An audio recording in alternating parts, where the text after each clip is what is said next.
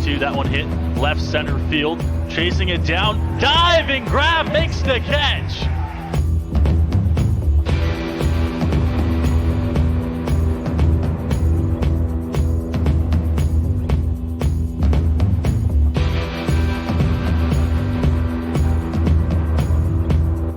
Delivery. Ismael Pena drives that one in the air to right field. Looking up and into the darkness, and it's gone! Pena jacks one out of here. A walk-off home run, and we can all go home.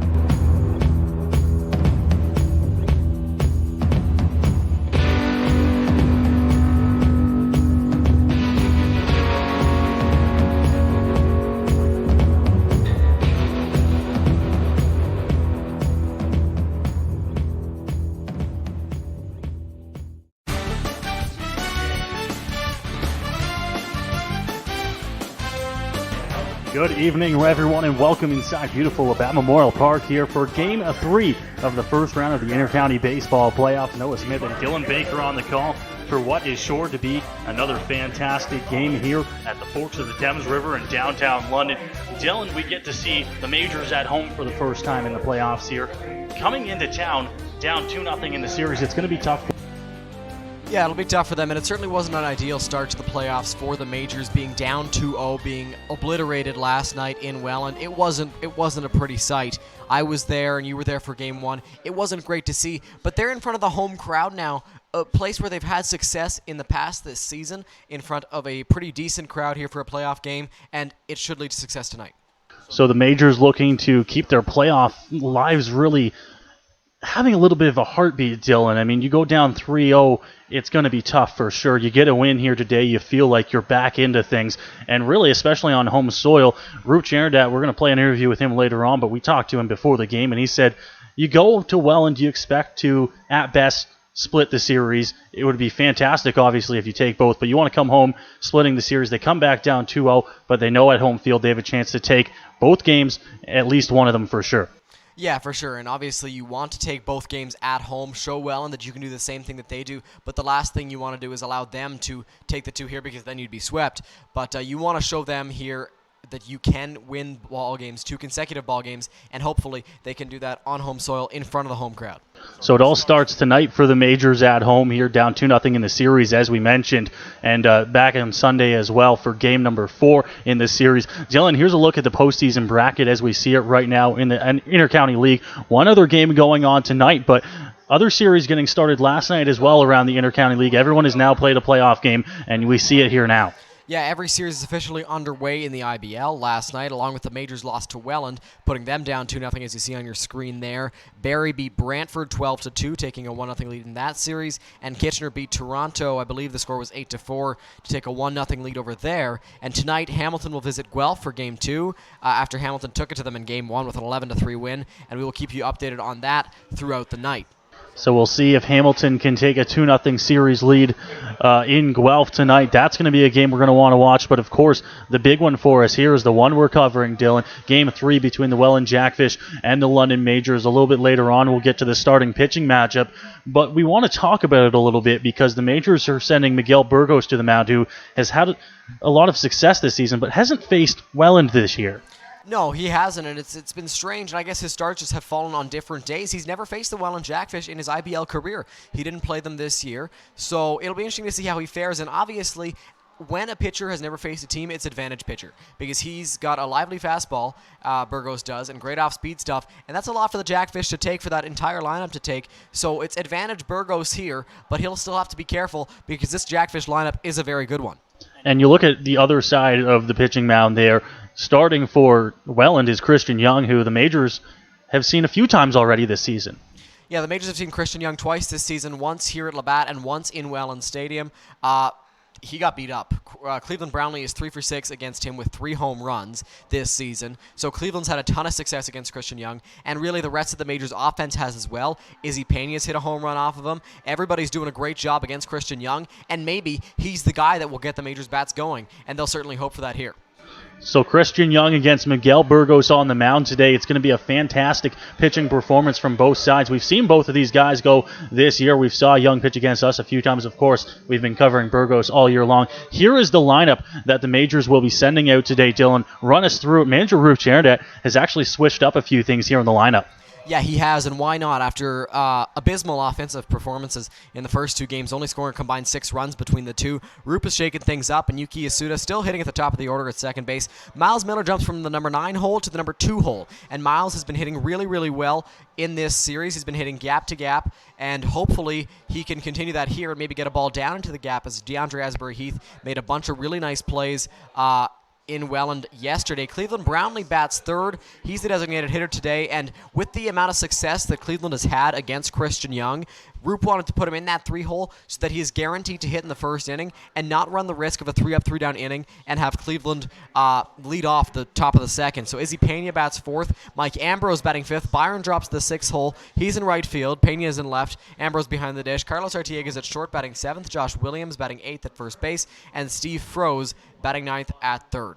So that is the lineup that London will be sending out. We'll get to the Welland lineup a little bit before game time. The pitching matchup, we've already talked about it a little bit, Dylan. Christian Young versus Miguel Burgos. The first time we're seeing these two face off, and it's going to be a very exciting game. Burgos loves to pitch here at Labatt Park. It's a big park. It kind of plays to the way he pitches as well. Christian Young, you mentioned that he's had a little bit of trouble facing off against this Majors lineup, as well as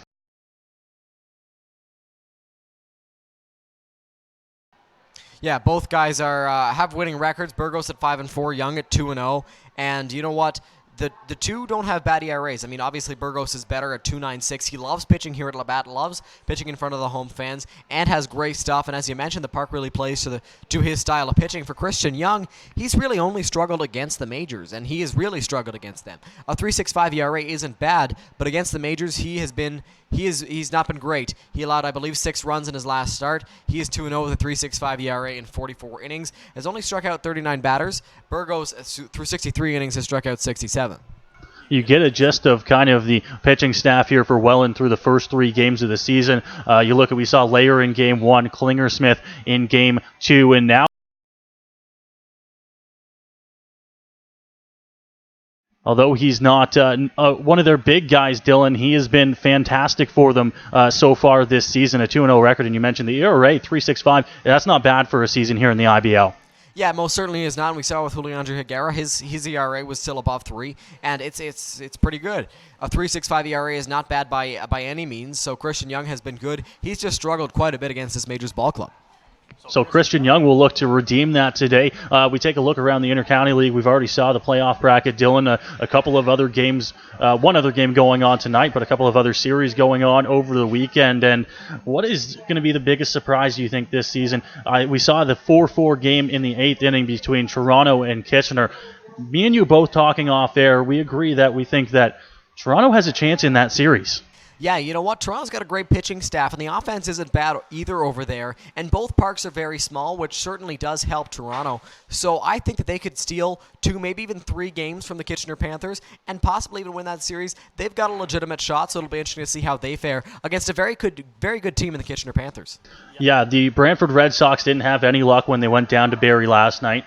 Of course, though, we've seen them play Barrie pretty tough. So although that is a 1 and an 8 seed first round, that one could also allow Brantford to come in there and take a couple games. I don't know if they have enough to beat Barrie. You know, you're talking dynasty against a rebuild there, but you kind of have to pay attention there. I mean, is Barrie starting to slope off here? Is Brantford going to start to get some wins in there? Yeah, and if you're Brantford, you'll certainly hope for that. And they've, like you mentioned, there have been a few games where they've led over the Barrie Bay Cats, but we'll have to see how they fare here. And obviously, it's going to be tough for them. I don't know if they've got enough to beat Barrie, but they can certainly give them a run for their money in a couple of games. So we go to field level now to check out the umpires. Dylan, let's check out our keys to the game. There's a couple things you want to touch on as well against this tough Welland Jackfish team. That first one, shut down the running game. You talk about it all the time, and we talk about it on the broadcast here. This Jackfish team loves to run. Yeah, they do, and I think you talked about it a little bit before Game 1. Welland is nearly unbeatable when the running game is going. I mean, Mike Ambrose behind the dish is a guy with a strong arm, but he can't single-handedly limit the running game. In Game 1, Wilson Soriano stole 2 bases and came around to score both times, and last night we saw even more examples of them stealing bases and coming around to score. So the Majors are going to have to figure something out to shut down the running game if they want to win this game. Number 2 is make the easy plays, because yesterday we saw easy plays that weren't being made. We saw overthrows, we saw bobbles, and you can't do that against this Jackfish team because they know how to run. You bobble a ball, you're likely not going to get them out at first, and you can't let games 1 and 2 affect you. Obviously, they didn't go the way you wanted to, but you're here at home in front of your home crowd against a pitcher that you've had success against. Hopefully, that can rekindle some of the offensive magic that the Majors had this season, and maybe get them on the right track for the rest of this series. So we'll see if the Majors can get those keys to the game going as they get set to face off against the Welland Jackfish here in Game 3 at Labatt Park. Noah Smith, Dylan Baker on the call, as we always are, joining you here for the playoffs. Thanks for joining us as well. It's always a pleasure. Dylan, this game is important for the Majors. Obviously, you can't fall behind 3-0, but they get to play on home field for the first time in the playoffs here. And the fans, they've been waiting for this moment as well. Yeah, they most certainly have, and you see it on social media. They want to be back out here and supporting their Majors. You see them ask, when is the first playoff home game? And it's tonight. It's a chance for the Majors to get right back into this series where they want to be. You obviously cannot go down 3-0. That is almost an unrecoverable, I'm not sure if that's the right word, but you can't dig yourself out of that hole very easily. So you obviously want to come back, win this game, and be down 2-1 in the series versus 3-0, because I'm not sure how many teams have actually come back from a 3-0 deficit. Well, this is the first year that, at least in recent memory, that the IBL has gone back to the best of 7 in the first round. And originally you're like, okay, we're not sure how this is feeling, but it's actually playing to the London Majors right now in round 1. They get those extra games to come back here. If this was a best of 5 season, they'd be looking at elimination tonight on home soil. So the Majors now have an extra chance here, an extra game to try and work their way back into the series. Yeah, and that certainly plays to the Majors, as you mentioned, because if it was back to a best of 5 series, they're down to an elimination game, and they might lose this game and be out of the playoffs. But if they do lose this game, they'll be down 3-0. It's tough to come back from that, but they're still in the series, and they could possibly come back. We're going to take a quick break now, and when we come back, it will be time for the anthems here at Labatt Park, and shortly after, first pitch here in Game 3.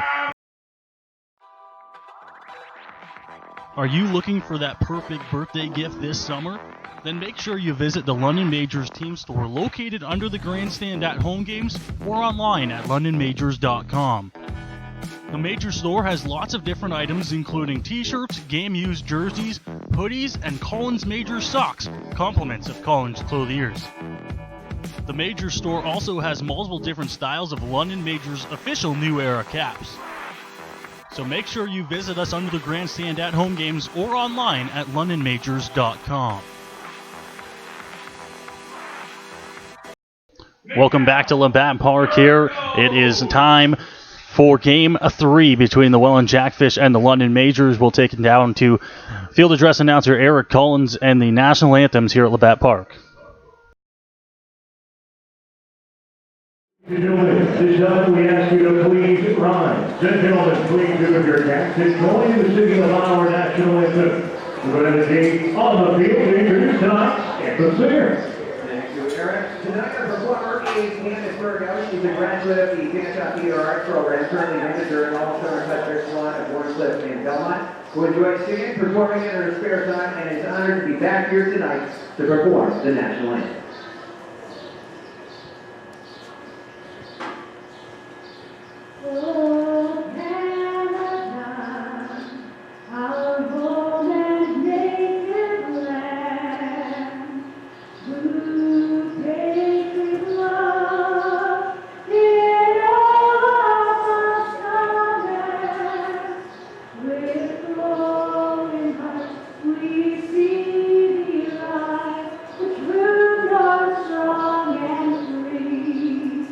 From far and wide.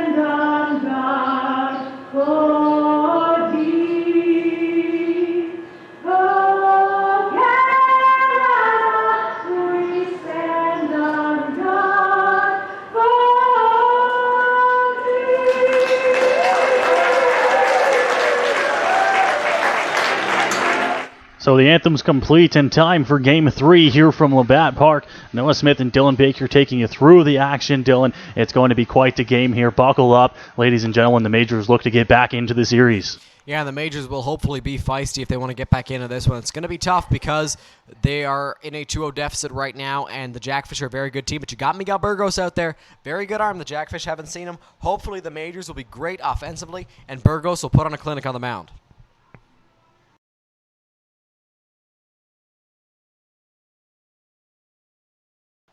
So on the mound for the Majors is Miguel Burgos, who has had a phenomenal season for them in his first year in the IBL. Obviously, the Jackfish are also in their first year. So Burgos has never played this Welland team. There is no player or coach on this team that knows Miguel Burgos. So it should be interesting to see how his stuff plays against the Welland Jackfish. Burgos this season went 5-4 with a 2.96 ERA. So hopefully he can pitch well again here. And you see right there on your screen, in warm-ups, Burgos doesn't go too hard to his catcher, Mike Ambrose. But when he gets into game action, he certainly ramps it up, and he does have a lively fastball to go along with good breaking stuff. It'll be interesting to see how he fares against the Welland running game. And Brian Esprey, we talked to him earlier, and we have an interview that we'll play with him later on in the ball game. But earlier on, he was saying that he's not going to change his game plan. It's worked in the first 2 games. He's going to want his guys to steal a lot of bases. The offense has been good. The pitching has been good as well. So he will look for that to continue here in Game 3, and he's not going to change anything. So we'll see how the Majors adapt to hopefully beat the Jackfish at their own game here. We certainly will, Dylan. Hopefully Miguel Burgos is on his game tonight. He usually is. He's been one of the workhorses here for the Majors. The first pitch goes down there, the throw down for Michael Ambrose, and we are just about set and ready to go here from Labatt Park on this gorgeous, it turns out to be Friday night, Dylan. The Welland Jackfish and the London Majors here stepping in. We didn't quite get through the Welland lineup, but it's going to be Brendan Nicholson to lead things off here. He's playing second base for the Jackfish tonight, and Burgos will have to get through him to get the first out of the ballgame. Yeah, he will. And Brendan Nicholson yesterday against Owen Boone led off with a line drive double, so we'll see how Burgos deals with him here. Burgos set and ready to go here to lead the ball game off. First pitch is going to be low and outside for ball 1. It's 1-0 to start the ball game here.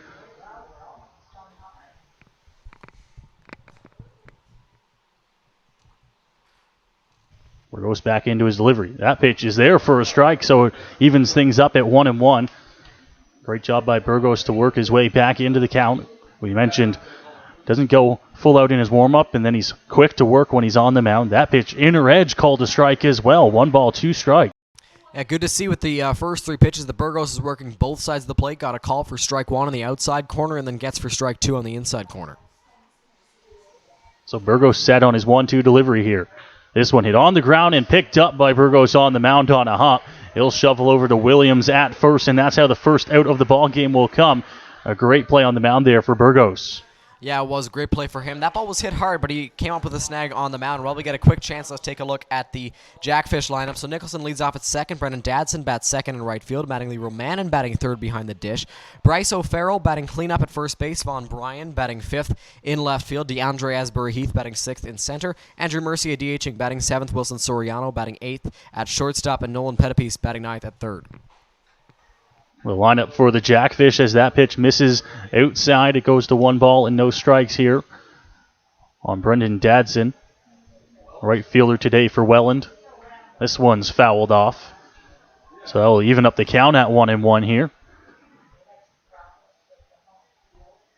Dadson up into the 2 spot today for the Jackfish, who come into the series leading 2-0 after a pair of home wins. Burgos 1-1 deliveries there for a strike. It's a ball and 2 strikes now. Yeah, and Miguel Burgos is so tough on the left-handed batters. We saw it right there on Dadson. It cuts away from him, and it was a beautiful pitch on the outside corner. 1-2 delivery. That one just outside. Dadson gave a quick reach for it, but he pulled back, and it moves it to 2-2 now. Yeah, Dadson wanted it, but right there he was able to hold back, and it was ball 2. Burgos continues to work fairly quickly on the mound, keeping up that pace that he loves. Set up outside. 2-2. Called strike 3. Off speed on the outer edge. Dadson's down on strikes, and the first 2 outs of the game fairly quickly here for Miguel Burgos. Yeah, and that's really good to see. When you see the off-speed stuff working for Miguel Burgos and when he's able to work both sides of the plate and get guys looking, you know he's on. So a good start for him. And you talked about, Dylan, how tough he is on the left-handed batters. That's a perfect example right there, going to the off-speed pitch on the outer edge to get the strikeout. Yeah, right there we saw a perfect example of it. The off-speed pitch is filthy. He's got a breaking ball and a changeup, I believe. And right there we saw the breaking ball just dove away from the lefty. Burgos set to work here against the three-hitter, Mattingly Romanin. That one just off the outer edge, so it goes to 1-0.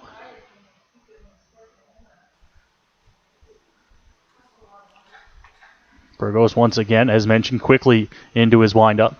And that one outside, Ambrose had to give a reach for it, but the count moves to 2 balls and no strikes here. And Burgos will look to try and find the zone, and if there's a guy who can battle his way back into a count, it is Miguel Burgos. Working from the third base side of the rubber, that pitch just off the edge of the plate as well. Count moves to 3-0 here. Interesting to see what he comes with on 3-0. The off-speed's been good. The fastball's been missing quite a bit. We'll see what he comes with here. 3-0 delivery from Burgos. That one's there for a strike. And, outside. So it's going to be ball 4 here. And heading down to first base will be Mattingly Romain.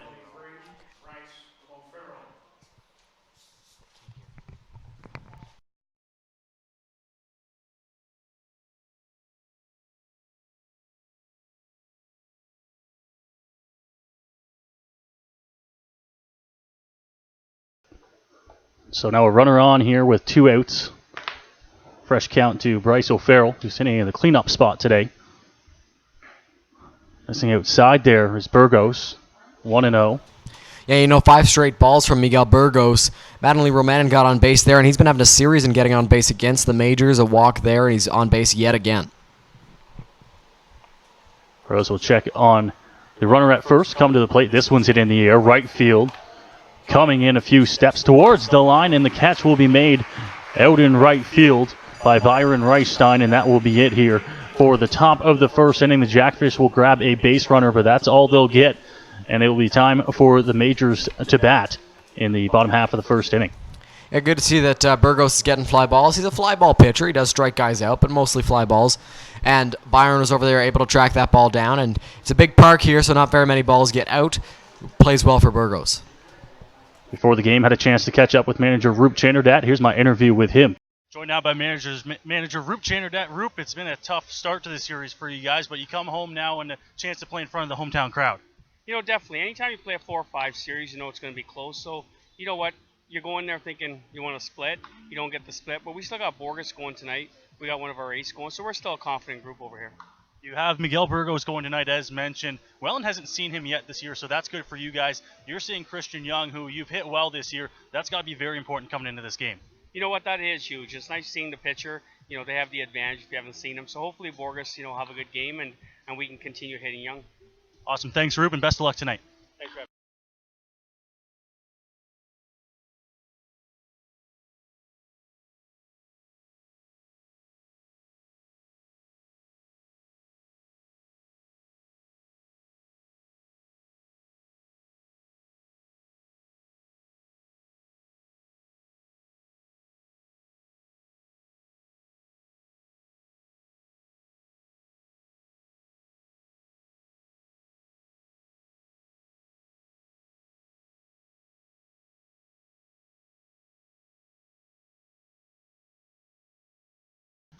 Well, welcome back here to Labatt Park. It is Game 3 of the Inter-Counties first round of the playoffs. Noah Smith and Dylan Baker on the call here. It's the Welland Jackfish and the London Majors doing battle here today, and what has been a pretty good series so far.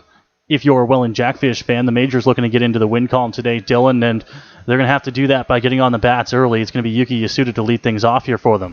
Yeah, Yuki will lead things off, and he's got a couple of solid base hits against Christian Young, and he's a hard-throwing guy. He's got a good fastball. It's a hard one, so we'll see how the Majors bats fare, and I know Cleveland loves hitting against hard-throwing righties, hard-throwing lefties. As long as they've got a good fastball, that's Cleveland's type of pitcher because he can usually extend his arms and give them a ride.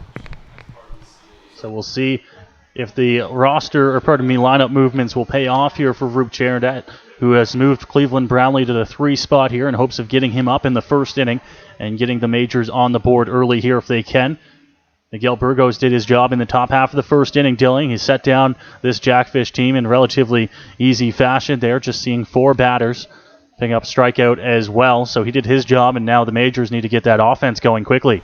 Yeah, they do, and obviously you can't guarantee a home run, but if you get guys on base, Cleveland against Christian Young seems to be working well for them, so hopefully Cleveland can get a ball through and get a base hit, maybe to score a run if you can get Yuki and Miles on, both very fast guys. So Yuki Yasuda to lead things off here for the Majors. He will try his best to get on base here for London in the bottom half of the first inning. Young into his delivery, and the first pitch is right there for a strike. It's 0-1. And just judging by what we've seen so far, this home plate umpire seems to be a pitcher's umpire, as he's been calling the corners very generously. 0-1. Yasuda on the ground. That's going to get through for a base hit to lead off the bottom of the first inning. Fantastic job by Yuki, and the Majors will have a base runner. Yeah, Yuki didn't waste any time. He got a pitch that he thought was a ball, but it turned out to be a strike. And then the very next pitch, he drove it through the 5-6 hole and into left field for a base hit. He's on the bats early. The other Majors need to start standing in the box like Yuki and being ready for every pitch, hopefully getting guys on base and scoring runs. Now Miles Millar to the plate here for London, who is having a pretty good playoffs himself, Dylan. Seeing the ball very well, and now he's got to face off against Christian Young here. Yeah, Miles has been good in the playoffs. Solid contact from him. Yuki fakes, and then the pitch is upstairs here to Miles, so it's 1-0. Miles went 4 for 4 against Euclides Lair in Game 1, and then I believe he went 0 for yesterday, but hit a bunch of balls in the gap that DeAndre Asbury-Heath was able to track down. Yuki's leadoff, not a huge one at first base. This one hit down the line, trailing, and it's going to go foul towards the Majors bullpen. Had a shot if it was fair for extra bases there for Miles Millar for sure, but it's going to drop and move the count to 1-1. Yeah, extra bases with most guys means a double, but Miles can always challenge for a triple. Now it is 1-1. We'll see what they come with here. Young, one of those guys that has some pretty good stuff, Dylan, but he loves to stick with the fastball when he can here. Yeah, and with hard fastball, he likes to stick with it. Usually he can blow past guys. You see that continues that lead over there at first. Not a huge one, as mentioned. 1-1 delivery to Millar, who fouls that one off. It will get out of play. Takes a hop into the stands. Nolan Pettipies over there has decent speed, so he tried to track that ball down, but he wasn't quick enough to get there.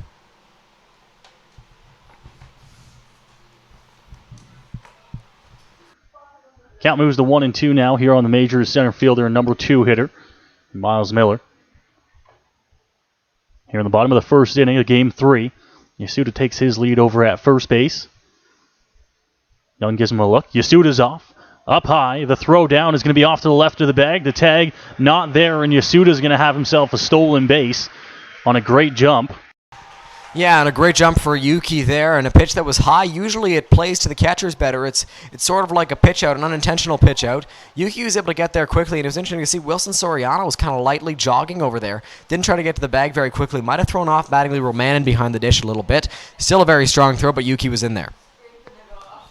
So Yasuda into second base on a count that now moves to 2-2 here on Miles Millar, as he takes a step out to grab another swing.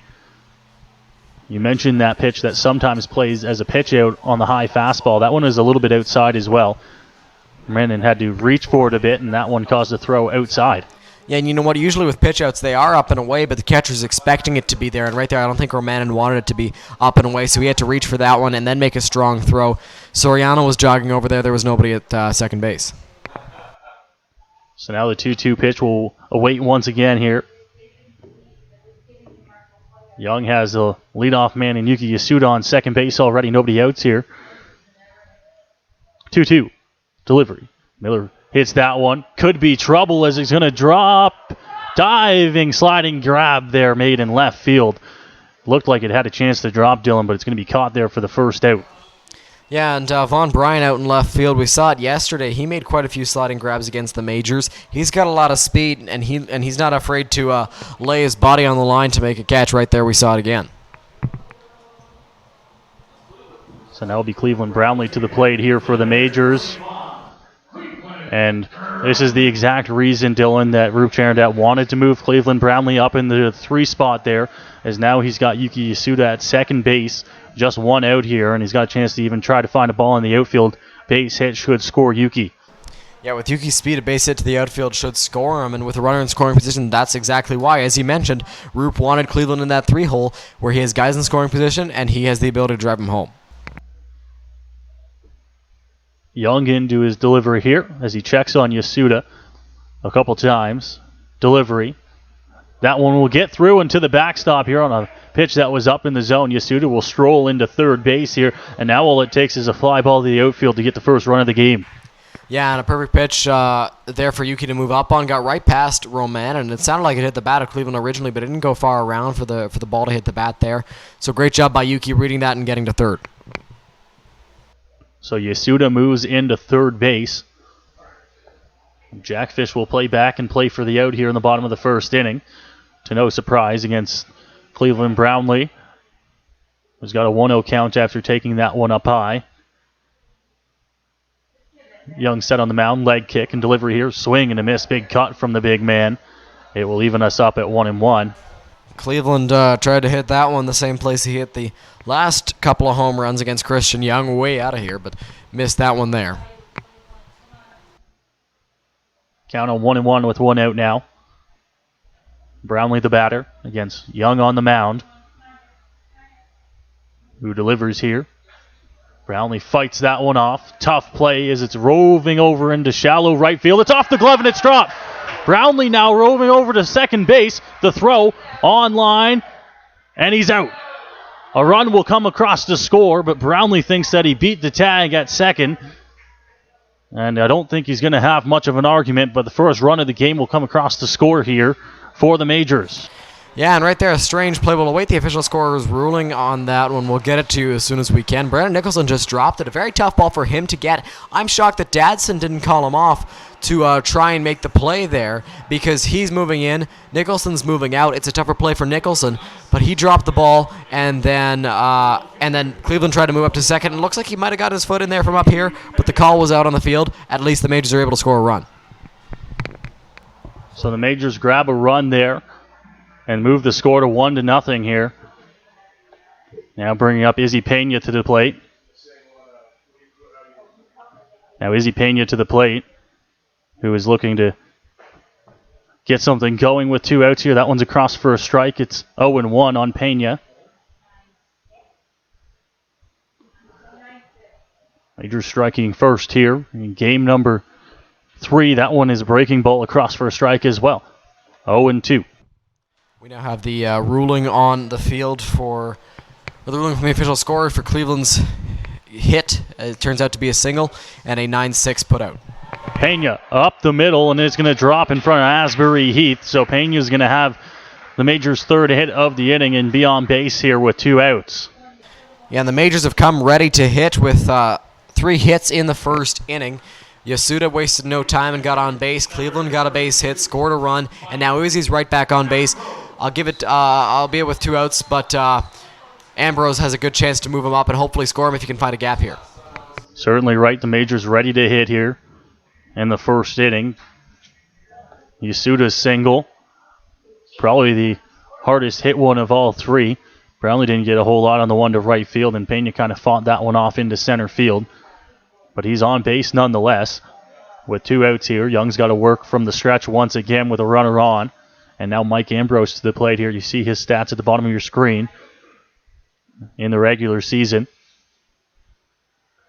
Pitch low and outside, so it will miss and move the count to 1-0. Ambrose has a good eye over there at the dish and did not go after that one. 1-0. We'll see what Young comes with, whether it's a fastball in the zone or maybe an off-speed, tries to get Ambrose to bite. Ambrose now awaiting the 1-0 delivery here from Young. Pitch hit in the air, left center field. Asbury Heath on the run. It's going to drop and hit the base of the wall. Pena's going to round third and come home. Ambrose strolls into second. The throw's offline. And Pena will stroll across the plate here with the Major's second run of the inning. A long double there for Mike Ambrose. Crushed it to left center field. I thought maybe it was going to get out, but it stayed in the ballpark. Hit the wall, and then DeAndre Asbury Heath bobbled it, securing Izzy Pena's run that it was going to come in to score, and now it's 2-0. Great to see that the Majors are on the bats early against the guy they've had success against in Christian Young out there on the mound. Majors knew coming into the game they had success against Christian Young in the past and not wasting any time getting runs on the board here in Game 3. 2 runs and 4 hits here in the bottom of the first inning, and now Byron Reichstein will have a chance to keep things going with Ambrose on second. Dylan, I agree with you off the bat there. I thought that one had a chance. Didn't quite have the carry on it. It hit off the base of the wall out in left center field, just out of the reach of Asbury Heath. Young ready to go here.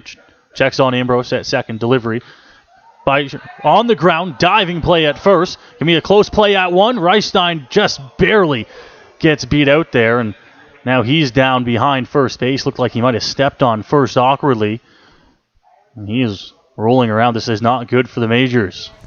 Yeah, and that's a play you see quite a bit in the major leagues where the pitcher and the hitter are both running to first base, and the runner or the pitcher steps on the base awkwardly, and hopefully it's nothing too severe for Mike Ambrose, for Byron Reichstein over at first base, but he is down there, and he is certainly in pain. We've got the Jackfish trainer, Roop Chanardad, and the Majors trainer now hustling out to first base to check on Byron. He's hurt. So we will wait to see how Byron Reichstein is. Could be a huge blow for this Majors team. We'll take a quick break, and when we come back here, the Majors will go to the field in the top of the second inning, but they pick 2 runs up here in the bottom of the first and lead this one by a score of 2-0. Are you looking for that perfect birthday gift this summer? Then make sure you visit the London Majors team store located under the grandstand at home games or online at londonmajors.com. The Major store has lots of different items including t-shirts, game-used jerseys, hoodies, and Collins Majors socks, compliments of Collins clothiers. The Major store also has multiple different styles of London Majors official New Era caps. So make sure you visit us under the grandstand at home games or online at londonmajors.com.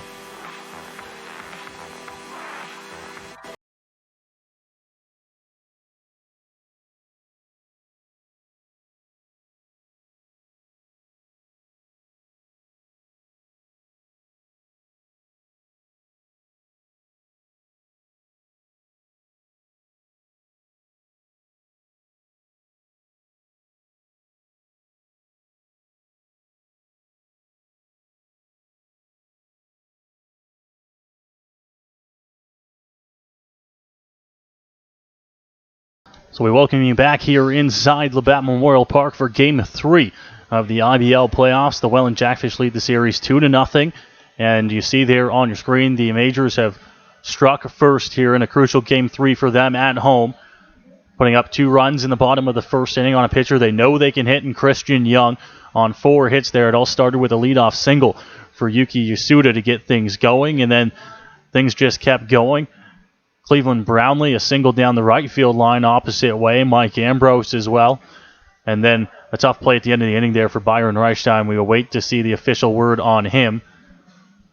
But it looks as if now that things have switched up in the outfield. Yeah, defensive changes. Kyle Gormady takes over in right field for Byron Reichstein. And we don't know how Byron's doing right now, but it's a precautionary move, taking him out of the ballgame, making sure that he doesn't make the injury worse, and he'll hopefully be back for Game 4. The good sign that we saw when he was walking off the field is he walked off on his own 2 legs. He didn't need anybody's help to walk off the field, and Byron's a very tough guy, so hopefully we'll be able to see him back for Game 4, and if we get anything back from the dugout, if we get anything up here, we will certainly relay it to you. So Miguel Burgos, after working a clean top of the first inning, will now come out here in the top of the second inning, staked to a 2-0 lead after the Majors bats got him a pair of runs in the bottom half of the first. Couple of runs in the first bit. Yeah, a couple of runs in the first for the Majors. Good to see. Now Burgos works the lead, and that can be dangerous at times if you're an opposing hitter. So Von Bryan in to take his swings here to lead off the top of the second inning. Burgos first pitch there, across for a strike. Dylan, you mentioned it early on. You picked up on it in the first inning. Looks as if it's going to be a pitcher's zone tonight.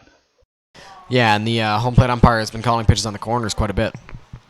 That one outside as Ambrose had to reach for it a little bit extra, 1-1. Not a bad thing for the Majors to have the pitcher's zone. Be aggressive at the plate as they have been in the bottom of the first. This one fouled straight back to the screen. Count moves to 1-2. You know, Von Bryan was right on that last pitch, but we saw with Brandon Nicholson that he was right on that pitch. He hit right back to Miguel Burgos. So the Jackfish are making solid contact on a few of these pitches, but it's turned out to be nothing. Burgos into his delivery here. Pitch swung on, missed in the dirt. Ambrose will have to finish off the putout to Williams at 1, but it's another strikeout for Burgos. This one starts the top of the second inning. Yeah, great pitch there from Miguel Burgos. Got the righty to swing at the off-speed stuff. Bryan went after it, and yesterday we saw it too where Owen Boone used the off-speed on Von Bryan, and he couldn't touch it. Good job by Mike Ambrose, securing the putout and firing it over to Josh Williams, who is a big target over at first base. So now the center fielder, DeAndre Asbury-Heath, in to take his swings here for Welland, who find themselves trailing by a pair of runs in the early on. Burgos has looked good so far for the Majors, and will look to face off against Asbury-Heath. Into his windup, third base side of the rubber. Pitch is fouled off into the screen. Count moves to 0-1. You know, if there are two guys you don't want to face, if you're the Majors, it's Asbury-Heath and Wilson Soriano, who have both been tearing the cover off the ball in this series.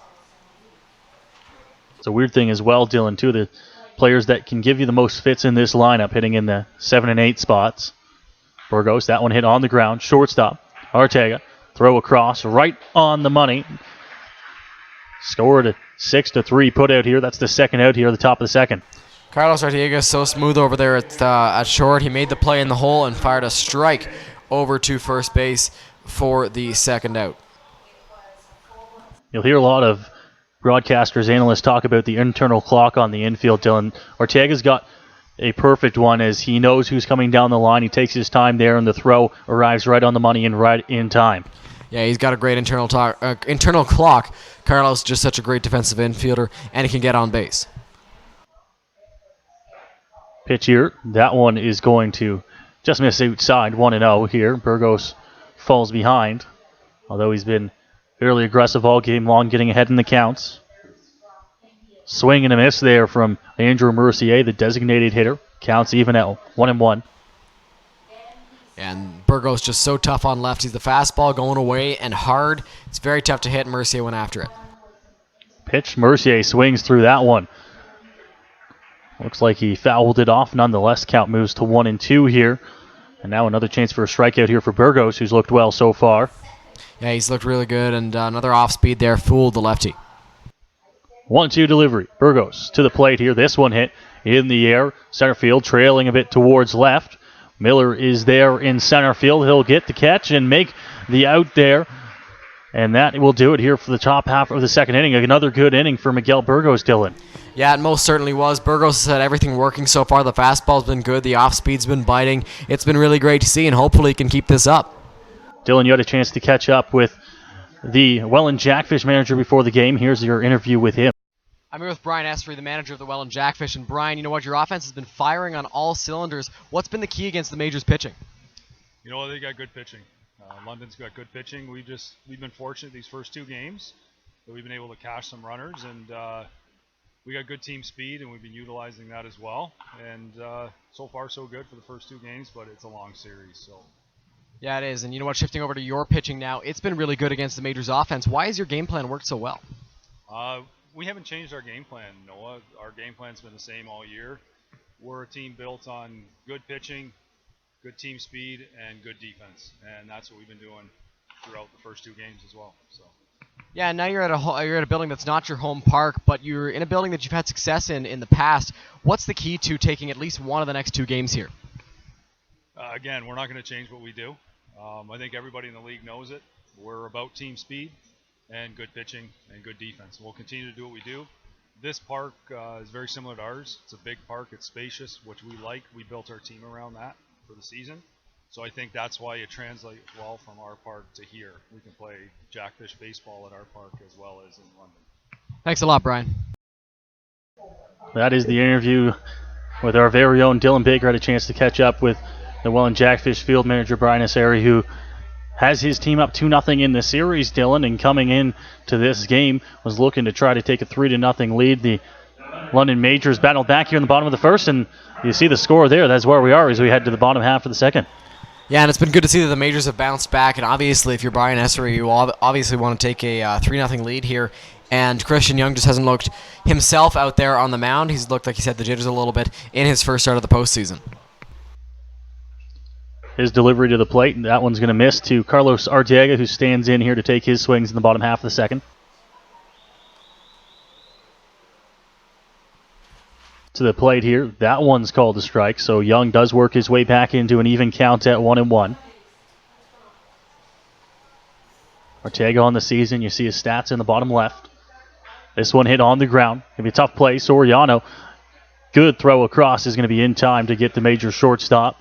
And that will be the first out here, the bottom half of the second inning.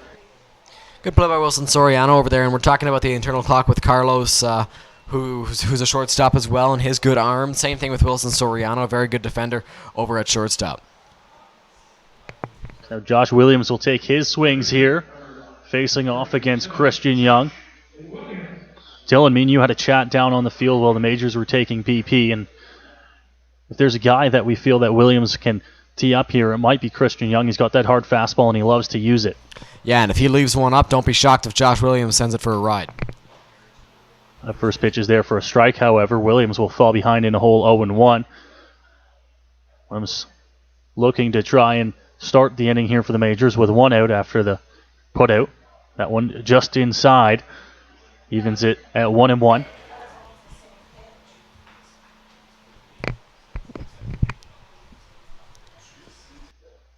So back into his full windup on the mound there. Christian Young, delivery. Williams hits that one in the air, center field. Couple steps back for Asbury Heath, and he makes the grab out in relatively deep, but not too deep center field there, and that will be the second out of the inning. Yeah, Josh Williams just missed that one. You heard the oohs and ahs. We thought for a second it had a shot to go out, but Asbury Heath just had to take a few steps back in dead center field, and obviously it's 402 feet out there. It's a long way to go. Exactly, 402 feet out to center field there, so although he did give that one a fairly good ride, he hit it to the wrong part of the ballpark, and it will go down as a fly out here for the second out of the bottom of the second inning. Steve Froese now to the plate. That pitch just off the edge of the plate. It moves the count to 1-0.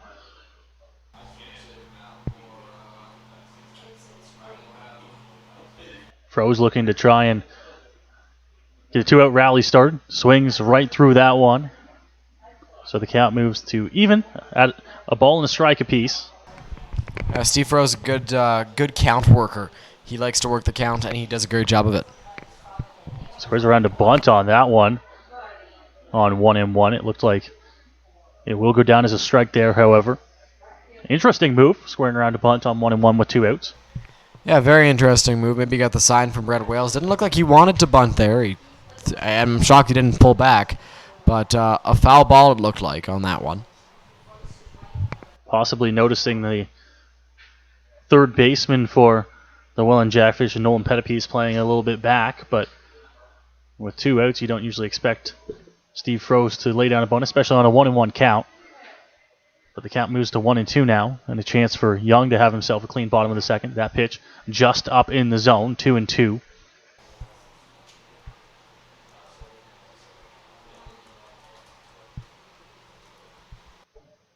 So Young back into his delivery here to the plate, off speed. Froese swings right through it for the strikeout there, and it will be a clean bottom half of the second inning here for Christian Young, who works his way through the Majors' bottom of the order, and that will do it for the Bats here in the bottom half of the second inning. We'll take a quick break, and when we come back, the Majors will head back out onto the field here with a 2-0 lead going to the top of the third.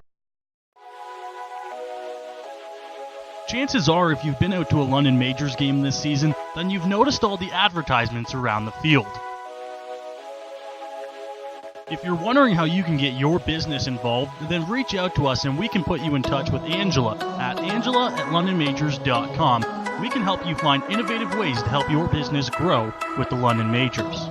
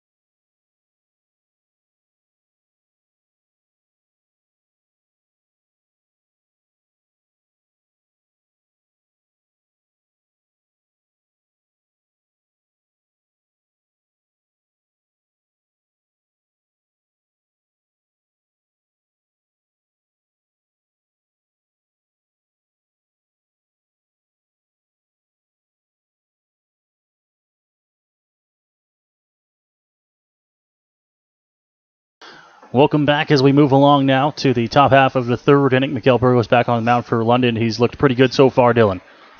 Certainly has, retiring 6 of the 7 batters he's faced, only walking Mattingly Roman and the number 3 hitter. He's got 2 strikeouts to go along with it, one of them swinging, one of them looking. He's been working both corners of the plate, and the off-speed has been really biting. It's been tough to hit for the lefties, and we even saw Von Bryan swing and miss at one of those pitches for strike 3. He's been really good against the Welland Jackfish, and it's obviously tough for them to hit him in the first time that they face him, especially in the playoffs. Big game, and Burgos has looked like he's ready for it, ready for the big stage. He's looked phenomenal so far here in Game 3, sorry.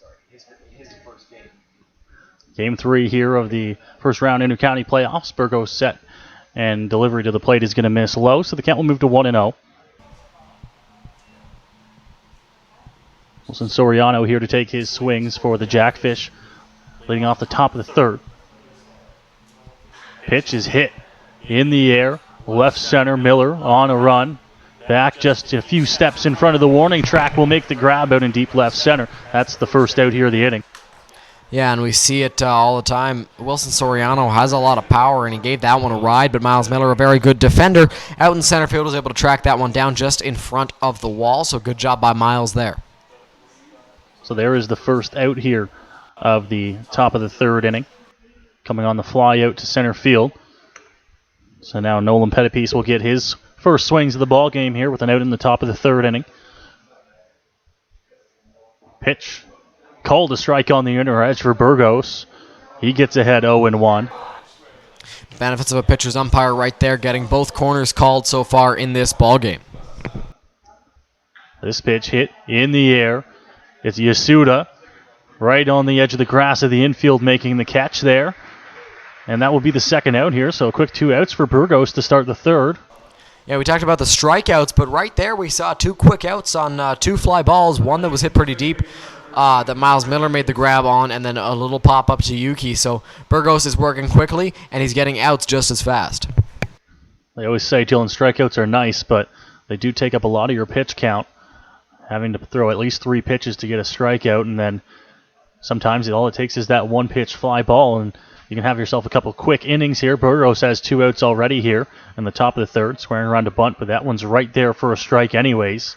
0-1. Yeah, interesting that we saw Steve Froese square around a bunt with 2 outs, and Brandon Nicholson square around a bunt with 2 outs. So interesting to see how this game goes with the bunts. A breaking ball, low for ball number 1 in the at-bat. He moves the count to 1-1. Burgos continues to work at that pace that he loves fairly quickly here, Mark Burley-esque. That one just off the plate, 2-1. He's throwing about as hard, maybe even harder than Mark Burley did. Was not a high-velocity guy in his time. The 2-1 pitch is going to miss as well, so now Burgos will have to move his way back into the count after falling behind, 3-1. He can certainly do it, though.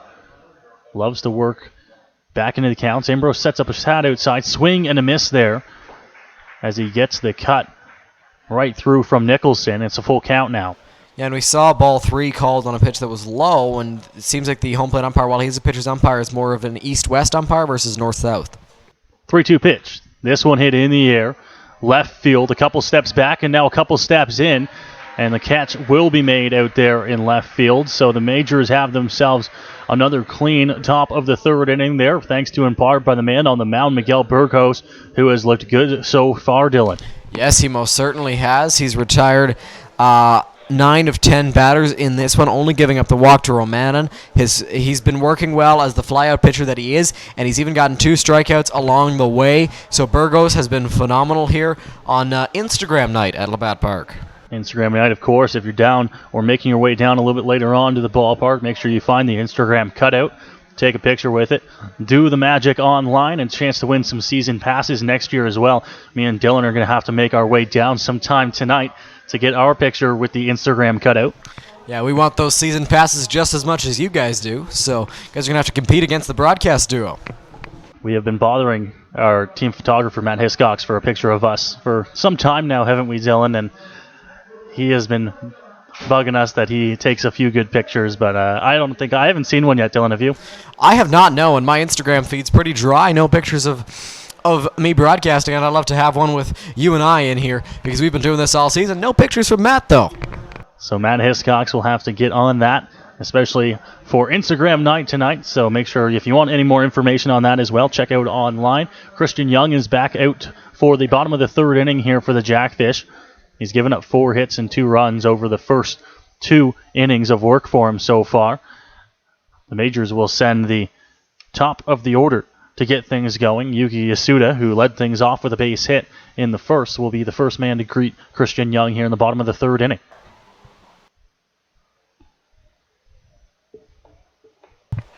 We've got some word back on Byron's injury. It's a lower body injury, so that is what caused him to leave the game. So Yasuda to lead things off here. There's the word on Byron Reichstein's injury, lower body. All we're being told right now at this point, Yuki Yasuda nonetheless will lead things off here for the Majors. And Dylan, me and you both knowing this Majors team, how tight-knit they are, of course, and Byron Reichstein, the best thing for that injury right now would be a Game 3 win. Young into his delivery. First pitch outside to Yasuda. It's 1-0. Yeah, and these guys are all very close, this Majors roster, so a Game 3 win would go a long way to helping him feel happy again after injuring himself and causing him to be taken out of the game. Yasuda steps back on that one, but it's going to miss anyways, move the count to 2-0. The Jackfish infield playing on their toes with the leadoff man Yasuda here, who's got that slightly bent stance. Pitch from Young is right there for a strike, so 2 balls and a strike now on the Majors leadoff man. Yeah, and when Yuki backed out of the box there, the Jackfish infield actually thought he was going to square around to bunt, but he did not. He was just backing out. This pitch hit in the air, not overly deep in right field. The catch will be made, so Yasuda is going to be retired here for the first out of the bottom of the third inning relatively quickly as well. And Yuki didn't hit that ball too hard. He hit it pretty deep to right field. Brennan Dadson, however, was right there to make the catch on the fly ball. Now it'll be Miles Millar, who's got a chance to redeem himself after flying out to Von Bryan, who made a nice play in the first inning. So Miles Millar to the plate. You mentioned his line out in the first inning. Hit it the opposite way to left. Von Bryan made a sliding catch coming in. And that recorded the first out of the bottom half of the first inning. Majors was going to score 2 that inning. There are 2 runs on the board. Pitches. Millar fouls that one off straight back into the screen. It's 0-1. Miles right on that pitch from Christian Young. He's catching up to that fastball, that good fastball that Young does have.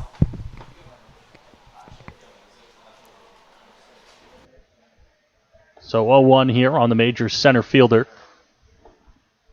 Speedy Miles Millar squares around a bunt, but he fouls it into the glove there. 0-2 quickly.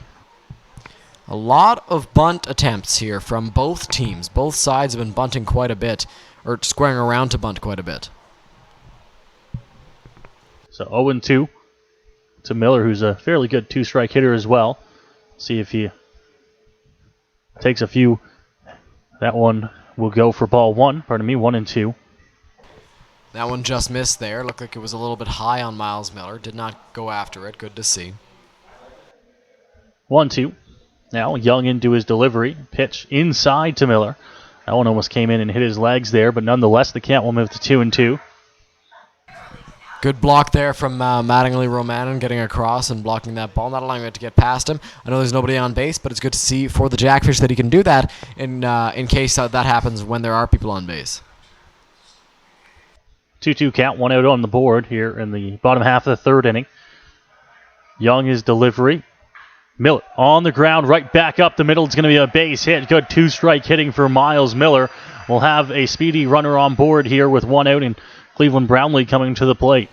Yeah, the Majors will certainly take that one as Miles hits that one right back to where it came, right back up the middle, and he was hustling out of the box. He thought about maybe trying to extend it to 2, but Asbury Heath got there quick enough to hold him to just the single, and now Cleveland Brownlee's got a chance with another runner on base here for the second time in the ball game as Brownlee's hitting in the 3-hole for the first time in a while. Miles is on first base, and if Cleveland can get a ball into the gaps, Miles can certainly try to score. So Brownlee, who was credited with a base hit his first time up, hitting one down the right field line and off the glove. Well, the second baseman will now get another chance here with Miles Miller on first. See if the Majors will try to be aggressive with Miller on the base pass. Young into the stretch here and has a check on Miller. He'll move over to 1. Miller's back in head first. Yeah, and we saw Yuki Yasuda was on the move in the first inning. We'll see if Miles is here. He's got just as much, if not more, speed than Yuki does. We'll see what Brent Wales and Roop Chanadad are thinking here. The look once again here from Young. Comes to the plate. Brownlee takes that one on the inside edge. It's not called, and the count will move to 1-0. Cleveland a very good eye at the plate. Takes that one there. Miles is not moving on the pitch. We'll see if he is here.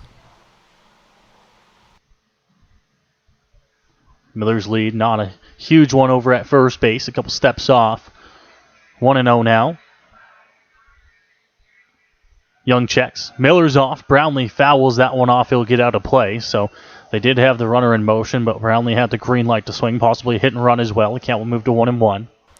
Yeah, and why not? Because if you do have a hit and run on and then Cleveland does hit a ball into the gaps, Miles almost certainly scores with the amount of speed that he has. Not a bad idea there, going for the hit and run. So Miller back to first here after having to retreat after the foul ball from Brownlee, moving the count to even. Brownlee 11 home runs this regular season. One of his more productive as a major, even this late in his career. 1-1 delivery. This one's hit but fouled off out of play. So the count will move to 1-2 on the Majors' number 3 hitter.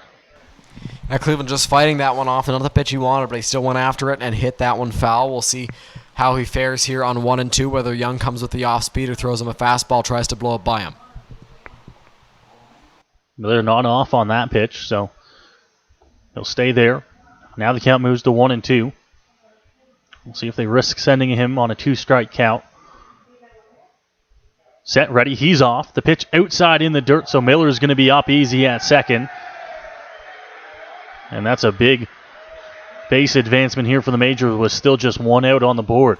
Yeah, and they sent him with 2 strikes because Miles has a lot of speed. He's most likely going to be safe, and that one bounced in front of Mattingly Romanen, so he was going to be safe anyway. But he was most likely going to be safe with the jump he got. So if you did lose Cleveland to the strikeout there, at least you get your runner to move up 90 feet. So pitch in the dirt here. It goes to 2-2. Brownlee now a chance to bring in a run here. Miller jumping all over at second base. Young, the delivery. Brownlee hits that one on the ground hard. It's a base hit into left field. Miller's going to be waved home. There will be no throw. And Brownlee has given the Majors a 3-0 lead.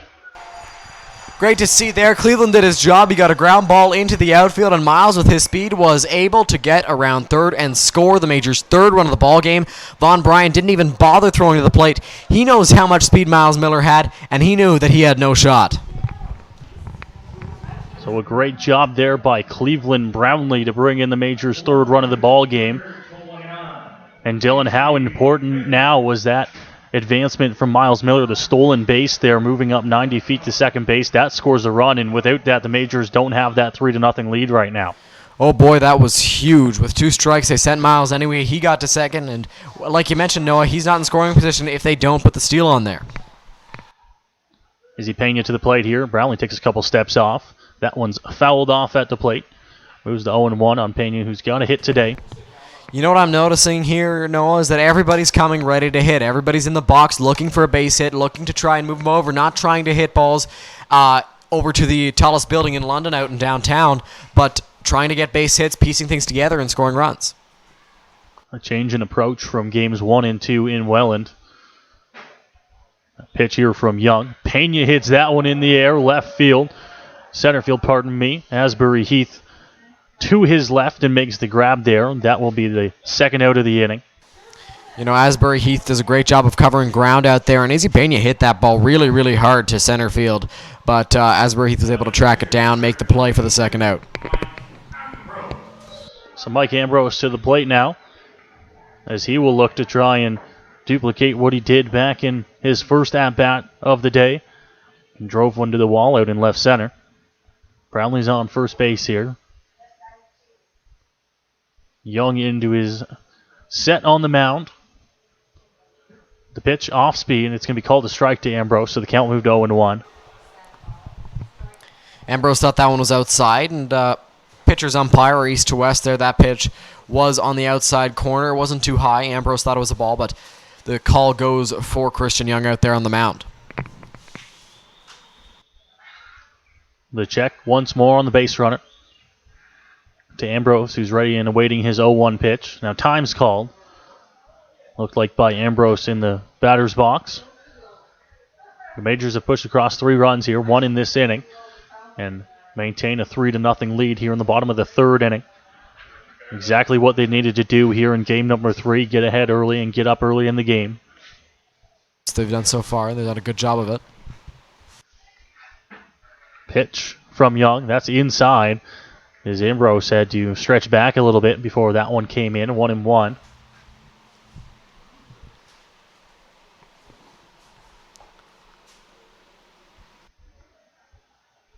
Ambrose now, as Brownlee maintains his lead at first base.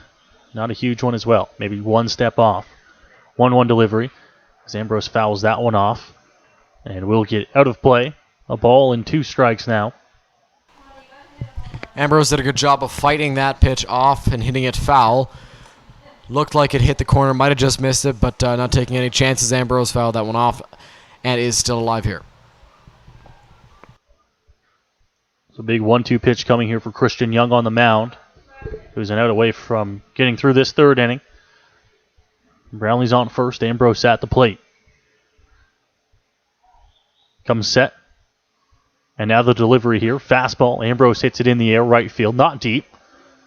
A couple steps over to the left, and the catch is made down the right field line, and that will be it here in the bottom of the third inning. The Majors will pick up another run here in the bottom of the third. They maintain a 3-0 lead, and that is what we will have as we move along now. We'll take a quick break, and when we come back, we will have the 4th inning here from Labatt Park on a gorgeous Friday night. Are you looking for that perfect birthday gift this summer? Then make sure you visit the London Majors team store located under the grandstand at home games or online at londonmajors.com. The Major store has lots of different items including t-shirts, game-used jerseys, hoodies, and Collins Majors socks, compliments of Collins clothiers. The Major store also has multiple different styles of London Majors official New Era caps.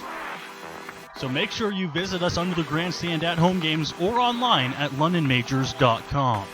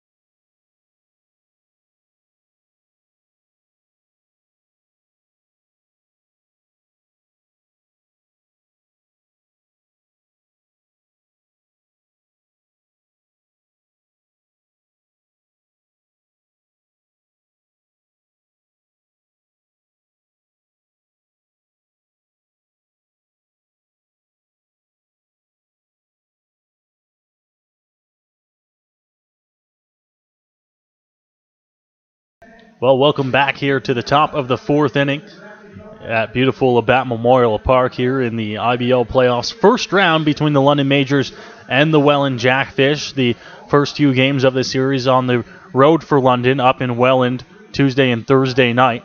Losing both those games, come back here trailing 2-0. And Dylan, they're off to a fantastic start here in Game 3, just as we said they needed to be. 3-0 here through 3 complete. And Miguel Burgos is looking fantastic for London so far. Yes, he has looked fantastic so far. He's been great through 3 innings, all scoreless, and he's been great out there on the mound. The offense has been firing on all cylinders. 3 runs in the first 3 innings. So the Jackfish will come to the plate here. Dadson, Romanin, and O'Farrell here for the Jackfish to lead things off in the top of the 4th inning. If you were watching earlier on in the game and you didn't get the update, Byron Reichstein left the game with what we're being called a lower body injury. And we'll give you updates on that one as they come. So here to lead things off, Brendan Dadson for Welland. Find themselves trailing 3-0 here, top of the 4th inning. Burgos' delivery to Dadson is right there for a strike, so he quickly finds himself up 0-1. Burgos has been getting ahead and counts really well, and even the guys that he has not gotten ahead of, he's worked back. This one hit right back up the middle, and Dadson's going to have a base hit here to lead things off in the 4th inning. Yeah, and I guess I can say it now. That was the first hit for the Jackfish in the ball game. Brendan Dadson ripped a single right back up the middle. Now, we'll see how Burgos fares with another base runner on base. Burgos working from the stretch here against Dadson, who has that leadoff single here in the top of the 4th inning. Mattingly Romanin now to the plate here for Welland, who will look to try and keep the rally alive here. Burgos working from the stretch for the first time.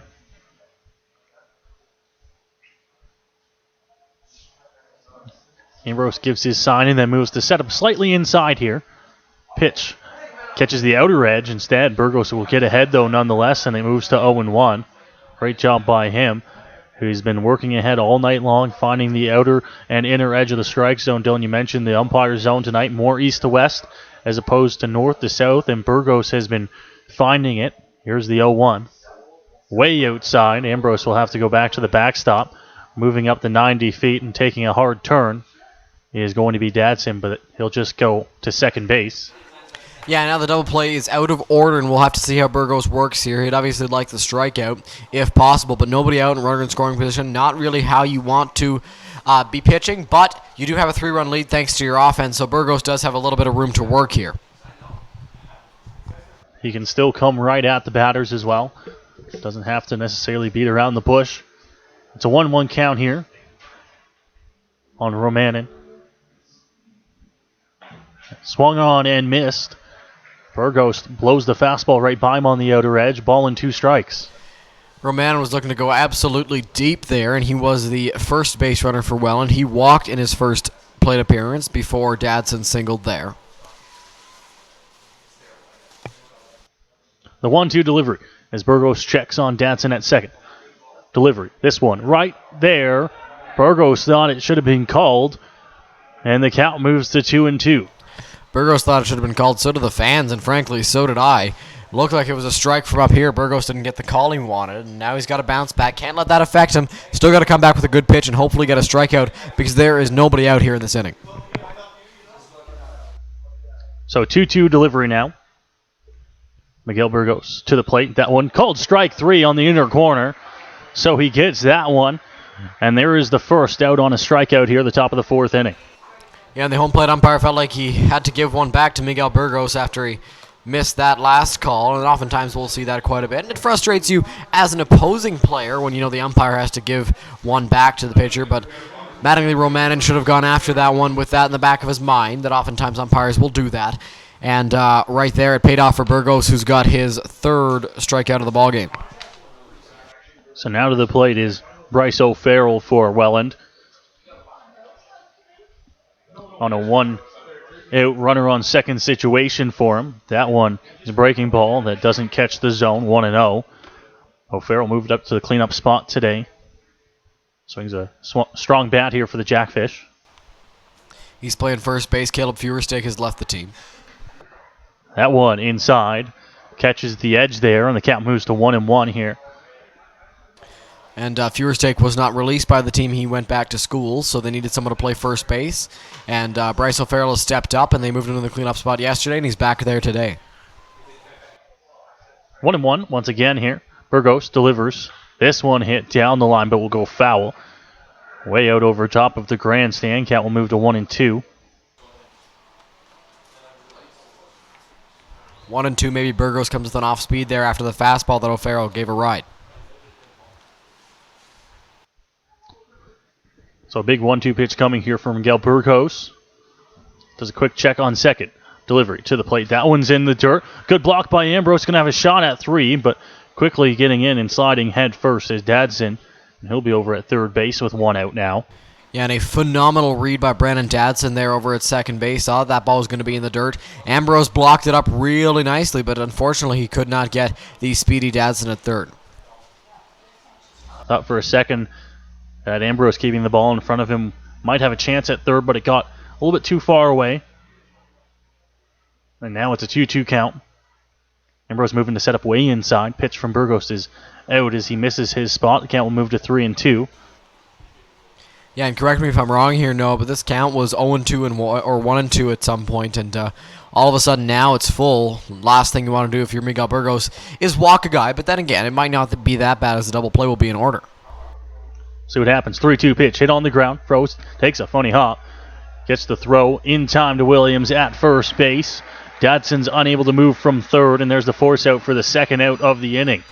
Good play by Steve Froze there, staying with that ball. It took a strange hop on him, but he made the play and then looked Brandon Dadson back to third base. And yesterday in Welland, one thing the Majors did a very good job of was getting in front of balls when the infield was in and looking the runners back. A lot of runners didn't score because of that, and we saw it right there with Steve Froze. Now you got 2 outs. The infield can play back because they just need to go to first and no runs score in the inning. Ambrose reminds his teammates in the field how many outs there are. 2 outs now in the inning. And Jackfish have the runner on third base. Dadson's moved up after some heads-up base running here now for Von Bryan. The left fielder now to take his cuts with a pair of outs. Burgos delivery. This one hit in the air. Millar right underneath it. Will make the grab out in center field, so that will do it for the top of the 4th inning. Another good inning, although a little bit tougher for Miguel Burgos, Dylan. He gets out of it here and keeps the Jackfish off the board. Yes, he does, and a tougher inning for Burgos, as you mentioned, Noah, with the runner on base after the solid base hit, but he did a good job of staying with these Jackfish hitters and getting out of the inning unscathed. We will go to break here with the Jackfish and the Majors battling it out here in Game 3 of the IBL playoffs. We will be right back.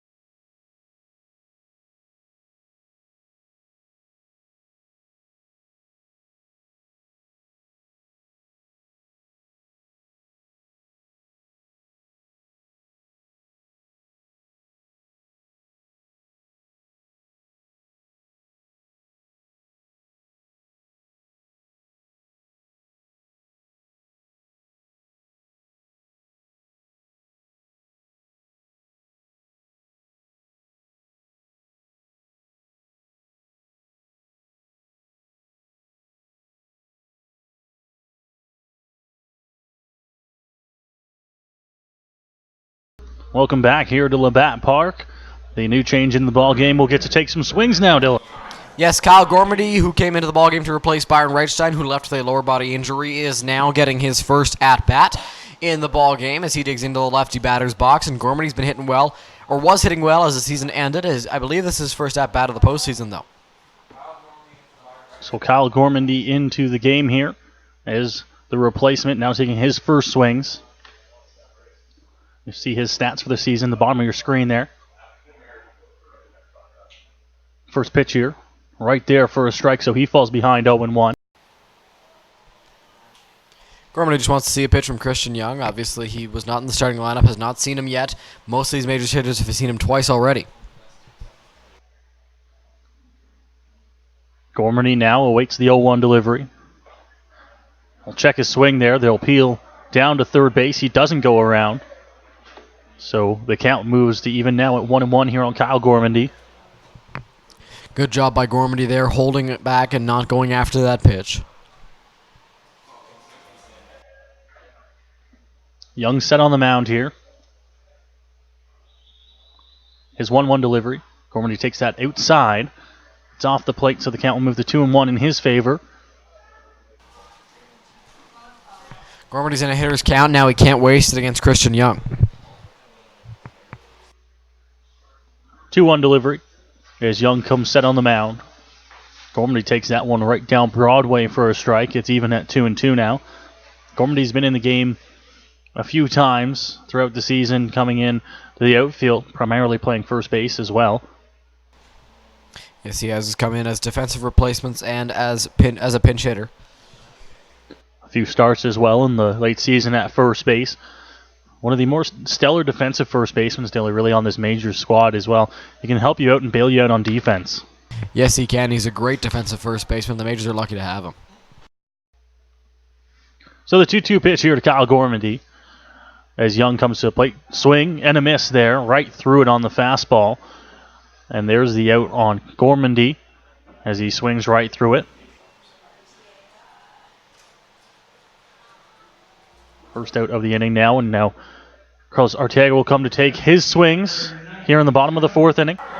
Yeah, you know, for Kyle Gormandy there, it was his first at-bat of the game, and he wasn't really too sure what to expect from Christian Young. I don't believe he was in the lineup the last time the majors faced the Jackfish, so Gormandy was just unable there to connect, and he's down on strikes. So Arteaga digs in now with an out in the bottom of the fourth inning. Young's delivery right there, but a little bit high in the zone, so it's 1-0. Young hasn't looked like the majors' runs have got to him, still throwing the same way he has been. Here's the pitch, that one outer edge, cold to strike, and it moves the count to 1-1. Yeah, and Young has done a good job of not letting those runs affect him, still throwing the way he usually does, and it's only been 3 runs. He hasn't looked terrible through 3 1/3. Pitch swings right through that one as Carlos was right on the fastball, almost a little bit too in front of it. Count moves to 1-2.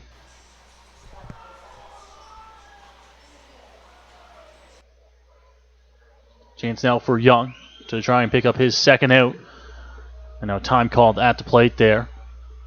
The Majors fans trying to get behind Carlos Arteaga with a Let's Go Majors chant. A pretty good crowd out here on a Friday night. Yeah, pretty decent crowd here. Hopefully we'll see even more fans come out on Sunday. Pitch is outside as Arteaga had a chance to get there.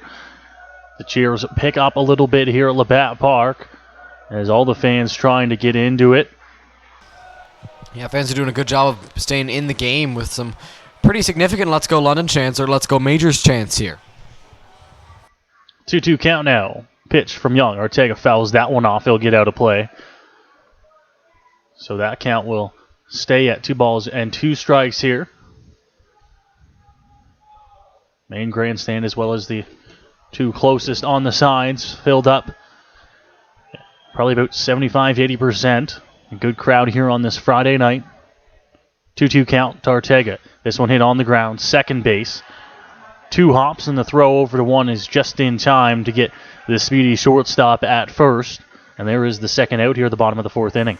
You don't know, I'm not sure if I'm just noticing it now, if it's been here for the whole game, but the way that the crowd has gotten into the game here in this inning, they've been all over everything. They've been cheering for Carlos, the Majors hitters, as they've come up to the plate, and they've been right on the Jackfish defensive players as they go to make plays. Getting the fans involved in the game, of course, can be huge for a team here, and the Majors looking to do that in Game 3, of course, down in this series. It's going to be huge for them to get the fans behind them to try and make a comeback in this series. Now Josh Williams to the plate, looking to face off against Young. Big swing and a miss there. So the count now goes in favor of Young, 0-1.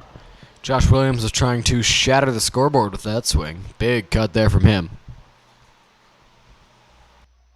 Young looking in. He'll step off there. They can't get on the same page. 0-1 here. Steve Rose on deck for London. Although a pair of outs in the inning here, Williams will have to find a way on. Okay, and now they're going to ask to have a quick chat on the mound there, try and get on the same page. Yeah, I don't think that Young liked what Romanen was putting down, and Romanen wasn't sure what Young did want, so he's going to go out, talk to him, and maybe they won't even give a sign on the next pitch. They'll just talk it out, and they know what they want to throw here. A lot of times that's the way they will do it. Just get verbal agreement on what pitch they want to go to here, or say, hey, we'll go fastball. If that one misses, we'll go back to it. If not, we'll go curveball. So we'll see what they come with here on the 0-1. Pitch is a off-speed, low and inside. Williams takes that one in the dirt. It evens it up at 1-1. I'm saying it right now. If Christian Young leaves the ball or leaves the fastball up, Josh Williams is going to hit it a long way. 1-1 delivery. That one fouled straight back into the screen. Williams right on it.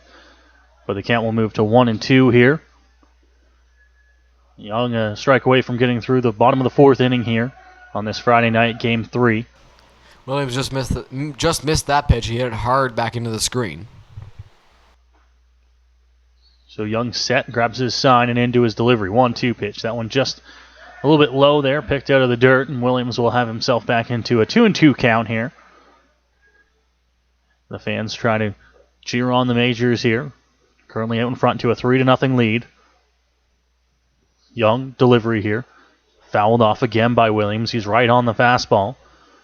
Count stays at 2-2. You know, back to the Majors fans, we see quite a few when we go to Welland for the playoff games and for the last game of the regular season that they played in Welland. We saw some fans there, so the fans are doing a good job of showing up in the postseason. Williams awaiting the 2-2. Off speed as he stays with that one and drives it down the line, but foul. Out and over the parking lot there, and Williams will stay alive here on another 2-2 pitch. He's been battling Dylan here with 2 strikes. Yes, he has done a good job of it, staying with that breaking ball there, trying to drive it the other way, but unfortunately it hooked just foul. 2 balls and 2 strikes now. Major's first baseman, Williams, fouls that one off. So the battle continues as that one looked like it hit off his leg. So he'll take a couple steps out of the box there in a little bit of pain, but you can bet he'll be back and ready for another 2-2 count. Yeah, you know, one thing I'm noticing, Noah, as Josh Williams progresses in his Majors career, when he first got over here, he was trying to do a lot with every swing, and ever since he's been having some really good at-bats. Lately in the postseason and in the final games of the regular season, he was battling at the plate. He's been fouling a lot of pitches off, taking a lot more pitches. He's had much better at-bats in the home stretch of the regular season and so far in the playoffs. Of course, a big man with a big swing, so you're not going to take that away from him, but as you mentioned, battling on 2 strikes, shortening up a little bit, and awaiting the 2-2 pitch. This one fouled off again, so Young keeps coming at him, and Williams keeps on fouling off what he's being given here. The 2-2 count will stay. And you got to wonder here, Dylan, if Young and his catcher will switch up anything here, go right back to the fastball as they have against Williams. The 2-2 awaiting here, taking their time. Now Williams calls time. Yeah, Josh Williams didn't like how much time that Young and Romanen were taking on that last pitch, and they're trying to figure out how to beat him right now because he's just fighting everything off. Another 2-2. This one off speed in the dirt. Williams swings right through it, and it'll get tagged out, and that will end the frame here. So the Majors unable to grab any more runs here in the bottom half of the 4th inning. Williams strikes out there, but a very good at-bat for him, fouling off a number of 2-strike pitches. And that will be it for the Majors here in the bottom half of the 4th inning. We'll take a quick break, and when we come back, we will go along to the 5th here on a gorgeous Friday night from Labatt Park. Are you looking for that perfect birthday gift this summer? Then make sure you visit the London Majors team store located under the grandstand at home games or online at londonmajors.com. The Major store has lots of different items including t-shirts, game-used jerseys, hoodies, and Collins Major socks, compliments of Collins clothiers. The Major store also has multiple different styles of London Major's official New Era caps. So make sure you visit us under the grandstand at home games or online at londonmajors.com.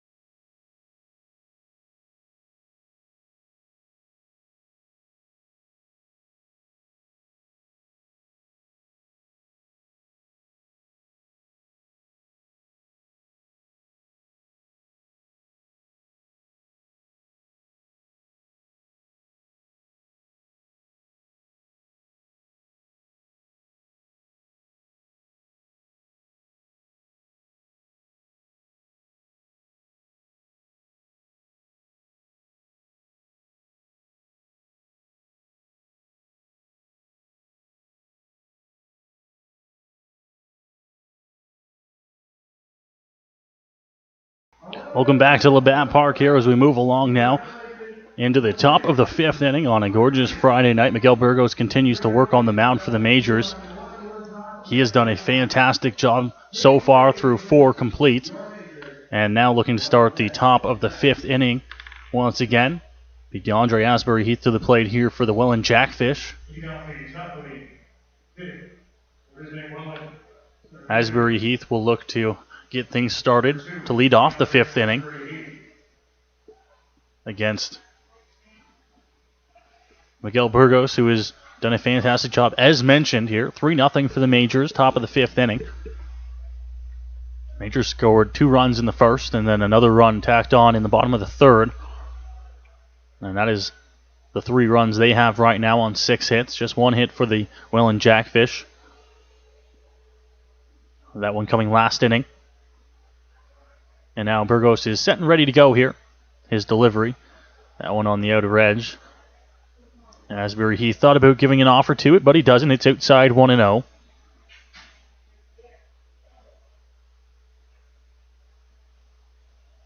Majors infield not playing for a bunt here against Asbury Heath. Off speed. Almost got the outer edge there, but Ambrose was unable to get a glove on it, so it's 2-0 now on the Jackfish center fielder. Crowd cheering on Miguel Burgos here as he set inside the pitch. Outside, so he falls behind 3-0 here to leadoff man in the inning. Represented by DeAndre Asbury Heath.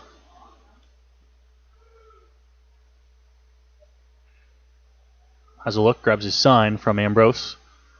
And the 3-0 delivery is right down Broadway for a strike. 3-1 now. It's only a 3-run lead here for Burgos, so he can be aggressive at the plate, but not too aggressive against some of these good hitters here for Welland. That one inside, doesn't get the call. Asbury Heath will walk to lead things off here in the top half of the 5th inning.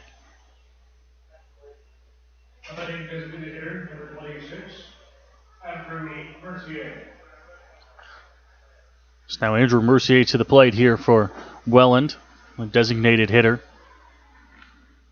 The lefty on lefty here, and we saw Burgos work well against him the first time up. The off-speed looks good. Asbury Heath on first, and Mercier at the plate here with nobody out in the inning. Burgos checks, comes to the plate. It's right there for a strike, so it's quickly 0-1 here on the Jackfish designated hitter.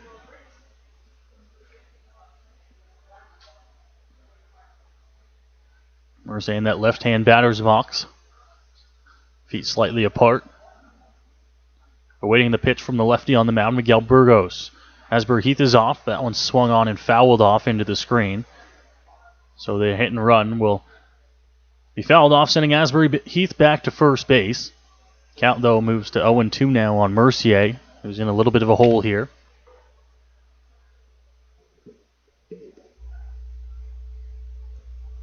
We'll see if they elect to send Asbury Heath again here on 0-2. That was likely a hit and run, though, so he'll probably stay at first. Burgos will pick over anyways, not a fast one, just to keep Asbury Heath back on first. You know, we talked about the Welland game plan. They like to steal bases, and Asbury Heath is not too shy when he wants to run the bases. So Burgos did a good job of keeping him close there. Pitch hit on the ground, froze, has a chance to throw to 2. Yasuda back to 1 in time.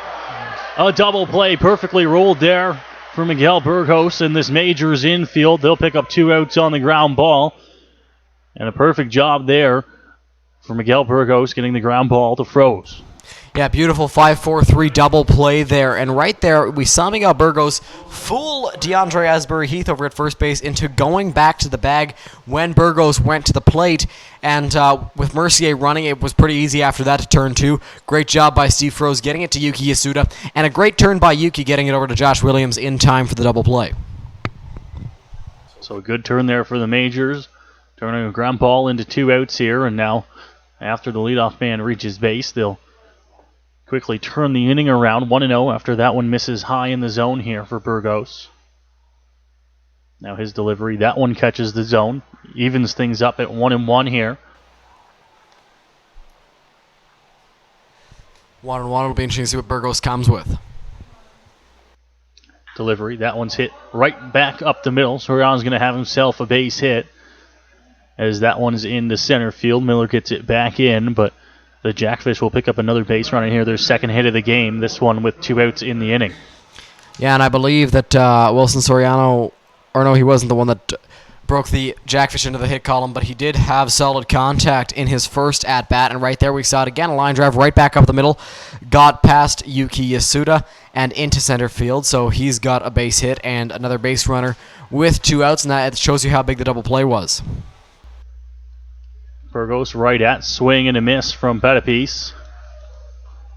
So the count moves to 0-1 in favor of the Majors pitcher here.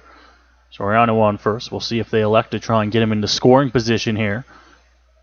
You mentioned one of the most aggressive, if not the most aggressive team in the league.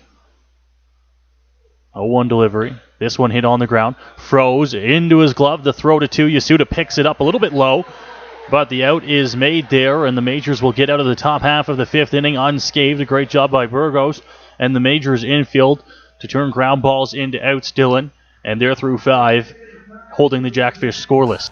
Yeah, great job by the Majors infield in keeping this game scoreless. Great play there by Steve Froze, cutting in front of the shortstop Carlos Artiega, who is shaded towards the middle, making the play, throwing it to second, a little bit low, but Yuki was able to make the catch and end the inning.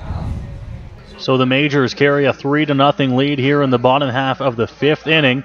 The Jackfish pick up another hit there, their second of the game, and we will now move along here to the bottom half of the 5th inning.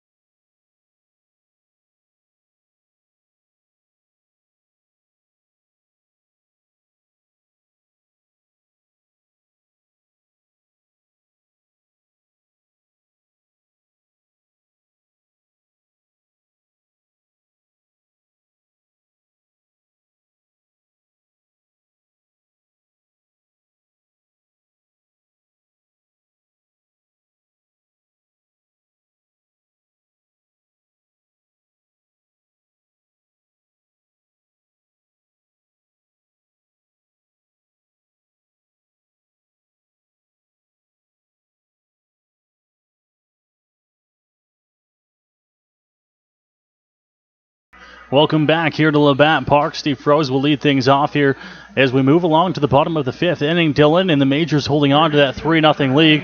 The offenses look good, but it's the pitching that's been the strongest for them so far. Yeah, and it has been the pitching of Miguel Burgos that has looked phenomenal for the Majors, and he has not allowed a run through 5 innings for him. We're halfway through this one. So Burgos has done a great job out there on the mound. Christian Young hasn't been bad either. 3 runs through 4 innings is not too shabby. So Steve Froze to lead things off in the bottom half of the 5th inning here for the Majors. Gets underneath that one, but it will get out of play. Moving the count to 0-1 here. It'll be Froze on the top of the order. Yuki Yasuda and Miles Millar due up. Millar is 1 for 2, so is Yuki. Froze 0 for 1. Yasuda single back in the first. Miles his last time up. This one swung on and missed by Froze, so the 0-1 turns into an 0-2 here on the Majors' third baseman, who's a big part of that double play last half. Yes, he was, and the 2 guys that have hits that we just mentioned, Yuki and Miles, both came around to score when they got on base. 0-2 delivery. Froze fouls that one straight back to the screen. So good job battling on 2 strikes, something that we've seen all night long here for this Majors hitters. Josh Williams had one the last time up where he battled with 2 strikes for a number of pitchers. The Majors have been pretty good with it so far. The 0-2 pitch here as Young's into his delivery to Froze. This one off speed outside. Looks like he holds up in time. He will. It moves the count to 1-2. And Steve Froze right there was tempted to go after that one, but he was able to hold back and didn't go after it for ball 1. Pitch here. Fouled straight back again. Another good 2-strike approach there from Steve Froze, shortening up, getting a piece on it. And so we'll have to await the 1-2 pitch once more. Beautiful night here at Labatt Park. Under the lights on a Friday night for Game 3. pitch outside on the off speed again, so the count will move to 2-2 now on Steve Froese, who has looked pretty good on 2 strikes so far. Yeah, we've seen it time and time again where Steve Froese loves to work counts and does a great job of it, battling off pitches with 2 strikes and just working counts in general, getting to 3 balls, getting to 2 balls here in this one. He's great. 2-2 delivery. This one hit in the air, right field down the line. Long run, foul territory. It's out into the Jackfish bullpen and will drop for a foul ball. So another foul on 2 strikes for Steve Froese. As the Majors fans trying to get into the ball game here, their team leading by a score of 3-0. Yeah, and a long at-bat for Josh Williams to end the inning. Last inning, as he mentioned, Noah, and a 7-pitch at-bat already for Steve Froese. They're really working Christian Young hard. Throwing a number of pitches early in this game as well, so his pitch count has got to be up there. 2-2 delivery. It looks like time will be called once again. And Dylan, we've seen that a few times already tonight. Young having trouble getting on the same page. Yeah, Romana and Young have been struggling to find a common sign between the two of them as Romana has gone out to the mound a couple of times, and right there, another time called to regroup a little bit. Another 2-2 pitch. Still taking their time on the mound, but time's called again. So we've seen it a handful of times already in this game. Now twice in the at-bat as Steve Froese is making sure that they're working on his time as well here. So Young on the same page. 2-2 delivery. This one's inside. Froese takes it a little bit high as well. Count will move to full now. That pitch almost hit the beard of Steve Froese. Almost nicked it with how big that thing is. But good job by Steve laying off of that one. Count is at 3-2. 3-2 pitch. Froese takes that one inside. Called strike 3. He thought it was way in. He'll give the umpire a piece of his mind as well, but it's going to be a strikeout here. First out of the inning. That pitch looked like it almost took the knee of Steve Froese out on its way in. It looked like it nearly hit him, and Froese thought so. He backed out of the box, but called strike 3 nonetheless, and now it's the top of the order that has a chance to hopefully get on base and have the heart of the order drive them home. So Young is ready here to face off against Yasuda. Top of the order, has a base hit off him today. That one coming to lead off the ball game. First pitch missing up high, 1-0. Yasuda, the Majors leadoff man with that slightly bent stand, fits in well at the top of the order. This one fouled off at the plate. Moves the count to 1-1. Yuki barely able to stay standing after that last swing. A big cut from him. Fouled off.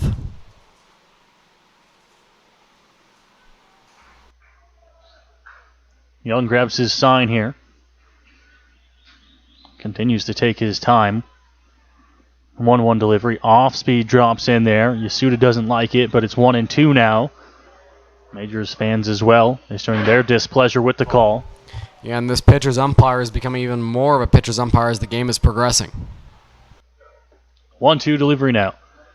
To the plate. Outside. Yasuda's will take that one with his good eyes and move the count to 2-2. Miles Millar's on deck here for the Majors. Behind him, Cleveland Brownlee. They'd love to see him get up this inning. 2-2 pitch. Yasuda fouls that one off. Down the line will roll slightly, but won't make its way to the Jackfish bullpen. The 2-2 will stay the same. And speaking of 2-2, a quick little update out of town. Hamilton and Guelph are both tied at 2s in the top of the 6th inning. Game 2 of that series. Yasuda hits one underneath it in the air. Right side. Foul territory. The catch will be made just towards the warning track area there. That will be the second out of the inning on the pop-up from Yuki Yasuda. And 2 quick outs here for Young. Yeah, and Yuki didn't look quite ready for those pitches there. He didn't look himself in the box. That one was popped up foul. But now Miles has to, or will look to try to start a 2-out rally. So Miles Millar to the plate as mentioned for this Major squad with 2 outs in the inning. 1 for 2 in the game. And we'll look to try and extend things for Cleveland Brownlee, who stands on deck. First pitch from Young. Low in the zone, won't be called. It's 1-0. Dylan, you mentioned the out-of-town scoreboard going on. The only other game in the playoffs tonight. Of course, it will be a busy weekend. Barry, Kitchener, Brantford, all the other teams in the IBL in action. Well, it's Millar calls time now, so we see the majors batters making sure that it's on their time as well. Yes, they are. They're doing a good job of that. Pitch here, swings right through it. Count even up at 1-1. Taking a look at the MLB now. Randall Grichuk, Danny Jansen, and Teoscar Hernandez have all homered for the Blue Jays. They lead the Yankees 6-1 right now. Pitch here, off speed. And Young thought that one was right there. Looked pretty good from here. Doesn't get the call. On a pitch that will move the count to 2-1 now on Millar. Taking his time once again. Now into his windup. 2-1 delivery. That one's outside. 3 balls and a strike here on Millar. Yeah, Miles doing a good job of laying off, and that Blue Jays game is in the bottom of the 6th inning. The Tigers and Royals are in the bottom of the 7th inning. Tigers are up 5-1 there on Kansas City. 3-1 count here on the major center fielder, Miles Millar. Pair of outs in the inning here. This one hit right center field, not deep. Over to make the grab. And that will be it here for the majors in the bottom half of the 5th inning. Millar flies out, and the Jackfish will get set to bat when we come back here in the top half of the 6th inning. Dylan Baker will take over for the call, and we move along here in London. Majors still out in front, 3-0. Chances are, if you've been out to a London Majors game this season, then you've noticed all the advertisements around the field. If you're wondering how you can get your business involved, then reach out to us and we can put you in touch with Angela at angela@londonmajors.com. We can help you find innovative ways to help your business grow with the London Majors.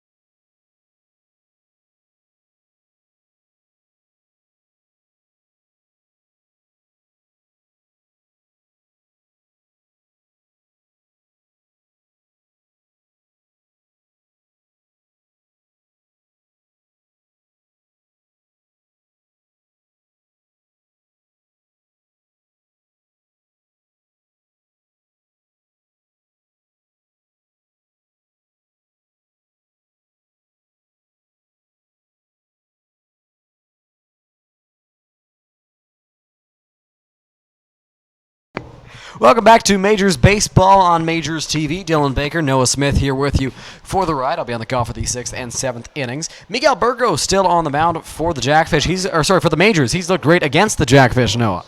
He certainly has, Dylan. He's coming to this game knowing that this is a must-win game for the majors, and he's done a fantastic job so far through his first 5 innings. Looking to do the same here to start the top of the 6th.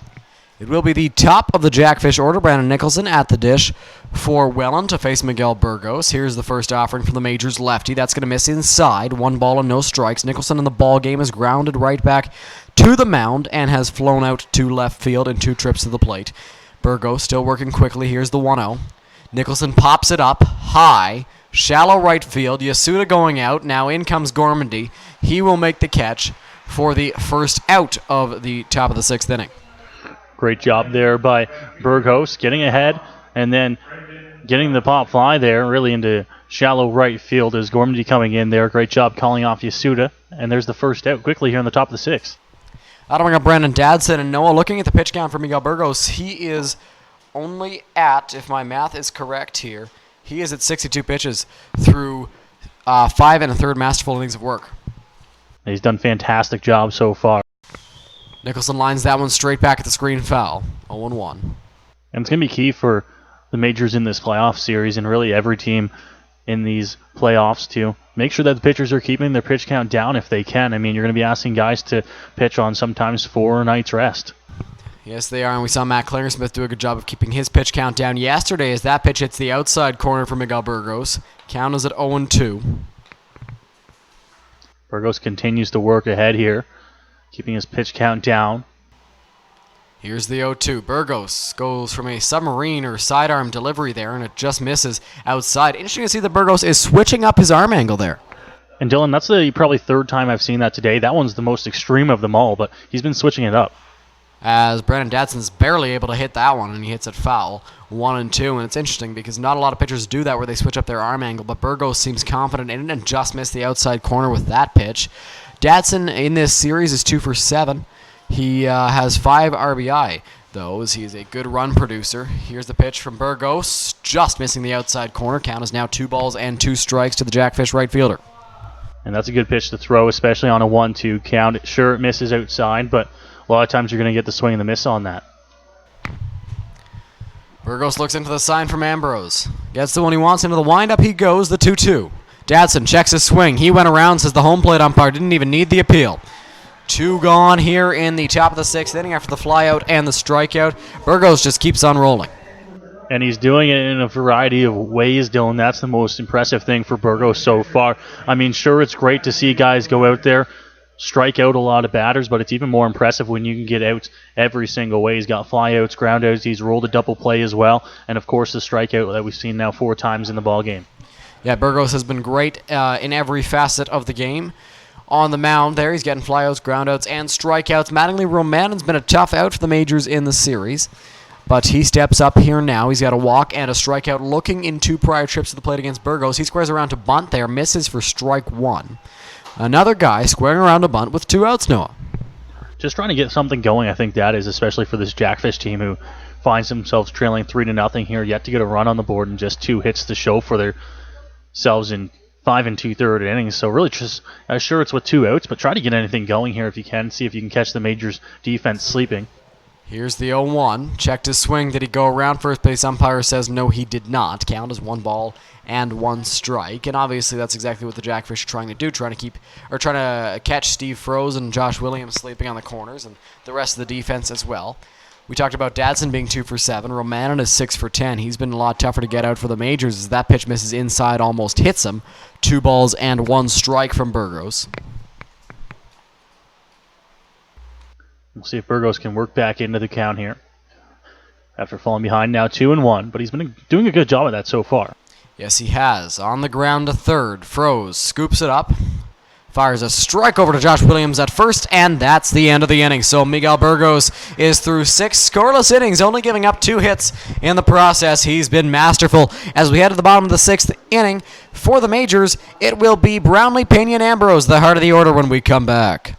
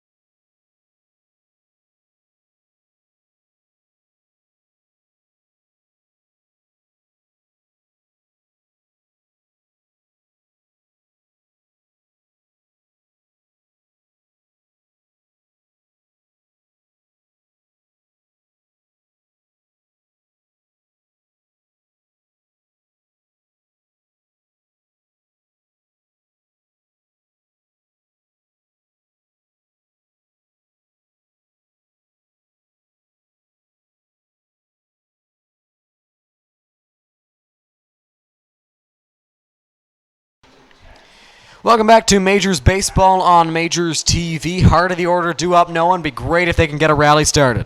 Yeah, we're going to see the heart of the order come up here for the Majors, and like you mentioned, get a little bit of a rally going here. I mean, you got a 3-0 lead. It's fantastic, of course, but you don't want to let the pitcher out there get settled in. He's been looking good so far. You scored 2 in the first inning, and since then he's had pretty much a lot of success, only giving up the 1 run. Of course, Burgos is keeping you in this game, but don't let him get settled in out there. Yeah, you cannot let Christian Young get settled in over there on the mound. He's had 2 consecutive scoreless innings. Time to break that here if you're the Majors, as they've only scored 9 runs in this series compared to the Jackfish 17. Majors have been outscored, including this game, 17-9. 3 runs in this one and 3 in the first 2. Why has this Welland pitching been giving them fits? It's tough to say, but the Majors look like they're finally starting to see the ball a little bit better today. I think we can both agree on that after seeing games 1 and 2, that the Majors now can see the ball a little bit better. 6 hits is still not fantastic, but it looks like at least they're putting good wood on the ball, and here's Cleveland Brownlee to lead things off.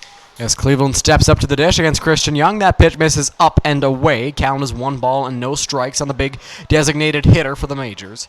And Young has struggled against Brownlee in the past. Cleveland 2 for 2 against Young so far in this ball game as well, including the regular season. That makes him 5 for 8, as there's a called strike 1-1 on Cleveland.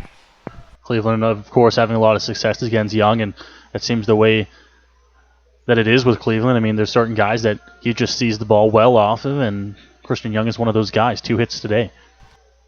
Yes, he is. 1 ball, 1 strike. The pitch to Cleveland. A big swing there. 1-2. A fastball up. Cleveland went after it and missed it. 1 ball and 2 strikes here on the big number 35. No action in the Welland bullpen.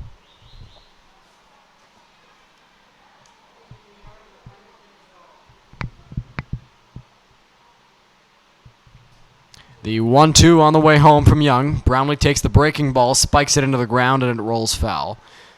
Count will remain at 1-2. A good job by Brownlee to foul off that one on 2 strikes. He's got a 1-2 count here, and not a fantastic 2-strike hitter, but he keeps the swing the same. So if you leave one up in the zone, he's going to have a chance at driving one, even though it is on 2 strikes. Cleveland always has a chance to drive a ball, as Christian Young is at 86 pitches, about 20 above Miguel Burgos. 1-2. Into the windup goes Young. The pitch. Cleveland swings and misses on a good fastball from the Jackfish starting pitcher for the first out here in the bottom of the 6th inning. A good job there by Young. He goes right outside with the fastball. He knows that Cleveland's going to come up with a big swing. That one just on the outer edge there. Wasn't going to be called a strike. It was enough off the plate there. But now it will be Ismael Pena for the Majors. Will be Izzy Pena now with 1 out, and Pena also has a home run against Christian Young in the past. In the ball game, he is 1 for 2 with a single, a run scored, and a line out to center field in 2 tries. Young looks in for the sign from Romanen. Gets the one he wants, or no, he doesn't. He steps off. And again, we see that Romanen and Young aren't on the same page.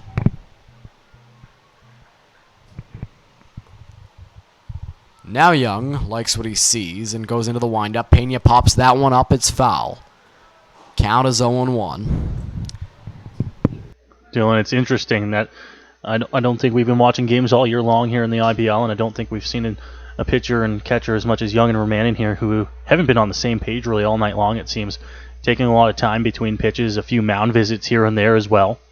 Yeah, and Romanen caught Young most of the season. He caught most of the games for the Jackfish, as that pitch misses high on Pena. 1 ball and 1 strike, but Young and Romanen have been the battery both times that the Majors have faced Christian Young, so it's interesting to see that they have not been on the same page here. The 1-1, Pena swings and misses at the off-speed. Count moves to 1-2. We could be totally wrong up here as well. Maybe they are on the same page, just taking a lot of time there, but the way that they've been stepping off, the way that the Majors batters have been calling time, and of course the mound visits between Romanen and Young, it tells us right now that either Young's not seeing the signs properly or they're not on the same page. Yeah, very strange to see. Here is the 1-2 to Pena. He hits that one on the ground. O'Farrell makes the play. Young gets to the bag quickly. Pena lightens up around first, or as he gets towards first base to try and avoid the same injury Byron had on a similar play as there are now 2 out here for Mike Ambrose. Good to see Ambrose take his swings, albeit with 2 outs in the inning here. Ambrose had a home run in that game that both Pena and Brownlee hit home runs off Young. Of course, that one coming later in the ball game off the bullpen, but Majors have had some success against Jackfish pitching, but it seems that it comes in bunches, Dylan, and when the Jackfish pitching is on, then the Majors can't get anything going. Today, it looks like they're putting a lot better swings on it. Yes, they are putting much better swings, but you'd still like to see more than 3 runs. We've seen 3 runs in each of the games that the Majors and Jackfish have played as Ambrose drives that one to left center field. Bryant after it, and he can't make the catch. It's off his glove. Ambrose around first. He's going to get into second, and Asbury Heath can't find the ball. He picks it up. Ambrose going to third, and he stops. Nobody's at the bag. Young coming after it. Ambrose going to third. Here's the throw. Ambrose is going to be tagged out on the helmet. What a strange play that was. Oh, my goodness. Noah, tell us how it all unfolded. Well, Dylan, it's strange, and that's exactly the best way to describe it. Ambrose absolutely crushed that ball. Second time today that we've seen him drive the ball to the wall in the outfield gap. Welland Bryant almost made a fantastic grab on the run in the gap there. It hits off his glove, and when it hits off his glove, it gets away from Asbury Heath and rolls past him on the warning track. Ambrose probably could have been into third base easily, considering the throw was offline as well, but it was just a hesitation there and a late jump to third. He was thrown out easily. Yeah, very strange play there. Mike Ambrose did destroy that ball. We head to the top of the 7th inning, still 3-0 Majors. Are you looking for that perfect birthday gift this summer? Then make sure you visit the London Majors team store located under the grandstand at home games or online at londonmajors.com. The Major store has lots of different items including t-shirts, game-used jerseys, hoodies, and Collins Major socks, compliments of Collins clothiers. The Major store also has multiple different styles of London Majors official New Era caps. So make sure you visit us under the grandstand at home games or online at londonmajors.com.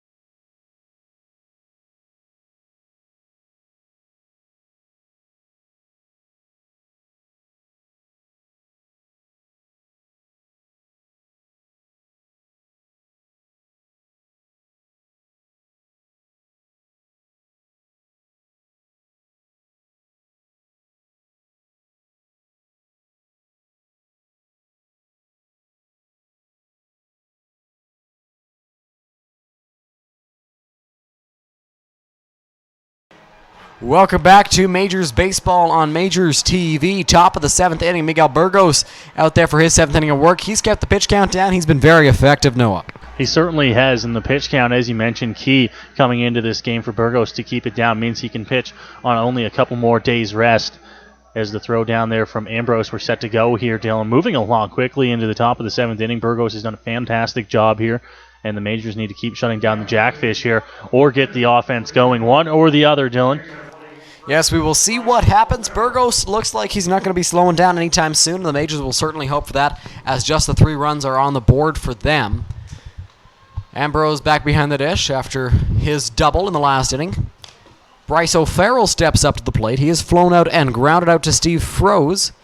The flyout was to Byron Reichstein, who was in right field in the top of the 1st inning, and Steve Froese was the ground out in the 4th. O'Farrell steps up to face Burgos. The first pitch just misses hitting the inside corner. Count is 1 ball and no strikes. And interesting because we've seen that being called as well tonight, Dylan, that inside corner. Didn't get it there. The 1-0, he gets that call at the knees. 1 ball and 1 strike. O'Farrell didn't like it.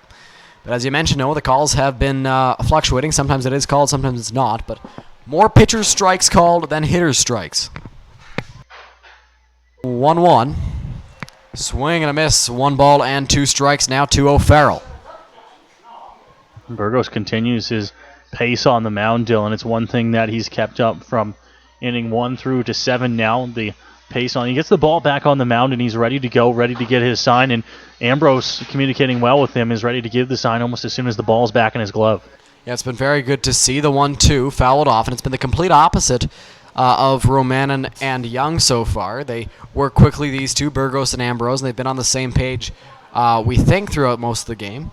And again, we don't know if Young and Romanen aren't on the same page down there, but certainly a lot of mound visits. Here's the 1-2 from Burgos to O'Farrell. That's in the dirt. He didn't bite. Count as 2 balls and 2 strikes to the Jackfish first baseman. And one thing Burgos has done well tonight as well is work east to west. We mentioned the strike zone's been very east to west, but he's worked inside, outside all day. Pitch is hit on the ground, foul.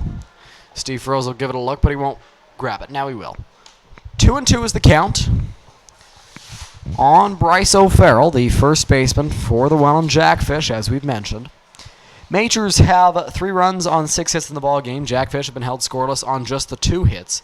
The pitch is a called strike 3 from Burgos as it hits the outside corner, and it is out number 1 here in the top of the 7th inning. And that's exactly what I mean from Burgos going east to west. He comes inside on the pitch prior and then goes with the fastball. Great call by Ambrose to go outside with it, and it just catches the outer edge there. O'Farrell was guessing wrong, and there's the first out here at the top of the 7th. Great call by Ambrose. Great execution by Burgos out there on the mound. 1 out as Vaughn Bryan steps up to the dish. Bryan in the ballgame has struck out swing and flown out to Miles Millar out in center field. Burgos into the windup. The first pitch to Bryan. He swings and chops that one foul. Ambrose tried to allay it, but he missed it. 0-1. Good job by getting ahead for Burgos. He's done it all night long. Continues here as the count now moves to 0-1. 0-1 on Vaughn Bryan.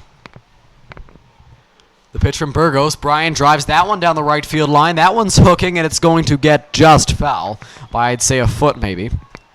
0-2. And those are scary ones because they go down the line, and it hooks just enough to go foul. And now a big 0-2 count here for Burgos. 0-2, you got to put away Vaughn Bryan, who's hitting 5th in this Jackfish order. Good bat at the dish.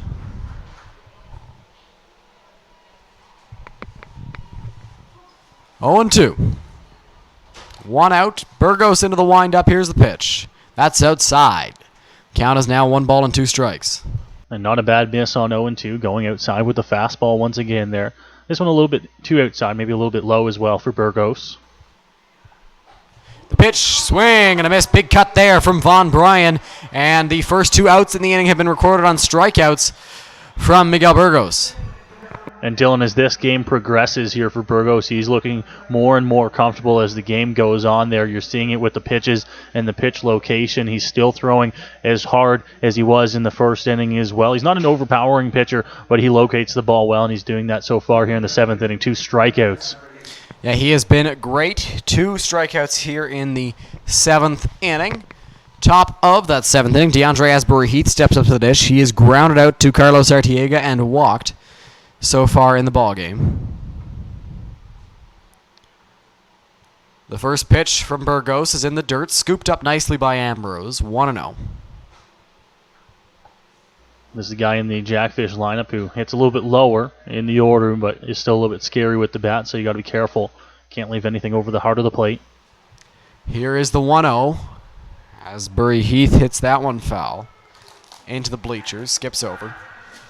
Hits the railing. 1-1. And now a chance here for Burgos. He's got 2 outs in the inning here, so he can afford to be a little bit more aggressive against Asbury-Heath.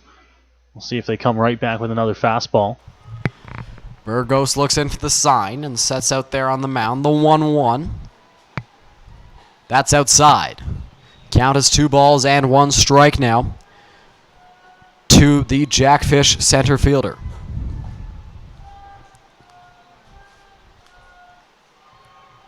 Burgos into the windup.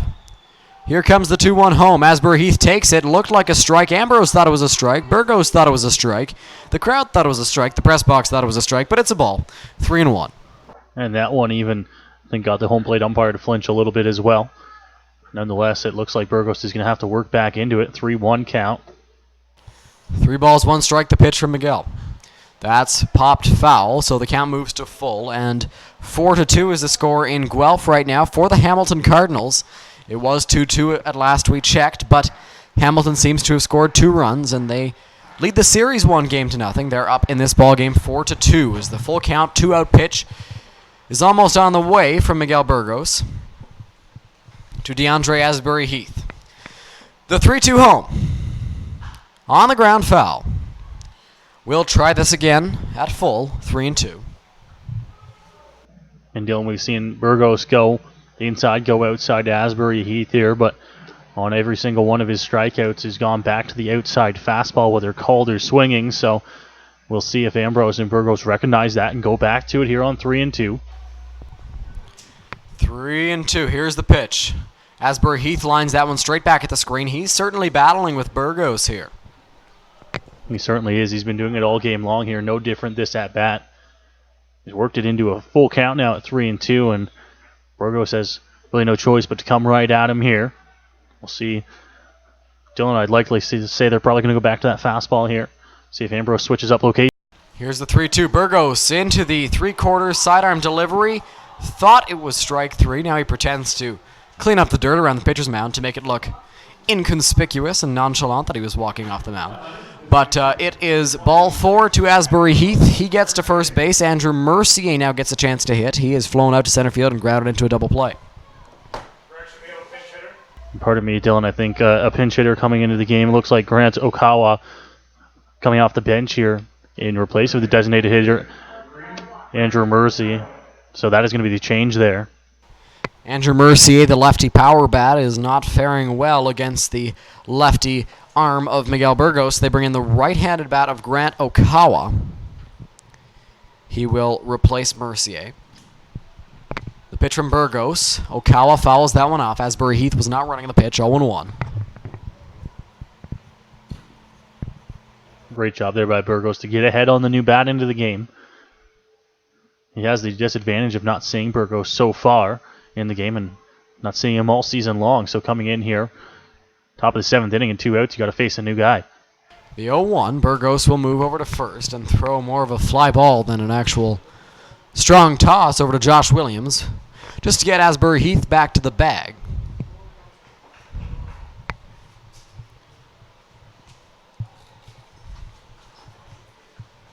Setting is Burgos. The 0-1 to Okawa. That's hit high and shallow right field. Gormady moving in. Yuki going out. He can't make the catch. Gormady picks it up. Yuki Yasuda could not see. He was battling with the lights, it looked like. A very, very high pop-up. That puts runners at the corners here with 2 outs in the top of the 7th inning. And that's a tough play to make. Yuki Yasuda had to go all the way out there. And judging by the way that he kind of kept on drifting, it looked like he wasn't ever underneath the ball there. Usually a ball that you'll see the right fielder coming in to make there, but Gormany hasn't played a whole lot of right field this year, so he comes in there, it drops down. I believe it'll be ruled a base hit. We'll wait and see for the official ruling there, but Burgos will now have to wait and try to get out of runners on the corners. 2 outs here. I don't enjoy correcting, you usually know, but that will be ruled an error on Yuki Yasuda, the second baseman. Asbury Heath now at third. Here's the pitch. That's going to miss outside to Soriano. Okawa at first. Asbury Heath at third. 2 outs here in the top of the 7th inning. You mentioned a player that has had Burgos' number so far, hitting the ball hard a number of times tonight, Soriano. That pitch misses high. 2-0 on the Jackfish shortstop. So Burgos got the first 2 outs of the inning on strikeouts and has since walked Asbury Heath and allowed Okawa to reach on an error. That pitch misses inside. Count moves to 3 balls and no strikes, and Mike Ambrose going to take a couple of steps towards the mound, maybe say something to his pitcher to get him to calm down a little bit. 3-0 is the count.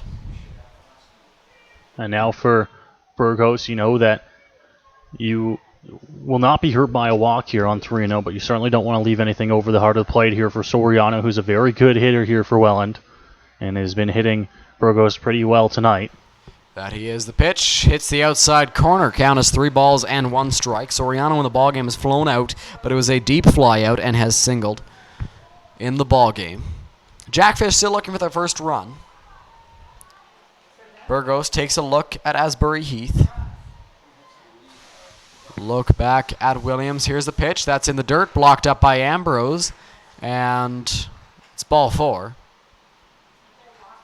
So Soriano walks. And that'll bring up the number 9 hitter, Nolan Pettipiece, with the bases loaded.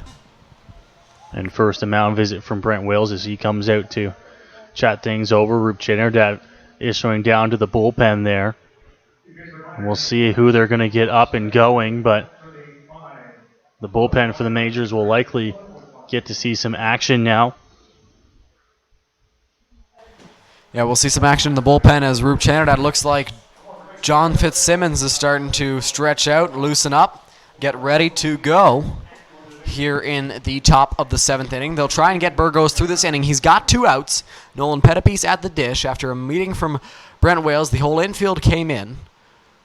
Just one good pitch gets you out of here. And we've seen 50 pitch a number of innings out of the bullpen this season, so don't be surprised if he's called upon to get at least a couple tonight, but the Majors will rely on Burgos here to try to get them through the 7th inning. He's just a pitch away, ground ball away from getting out of it. Pitch to Pettipiece is a called strike 1.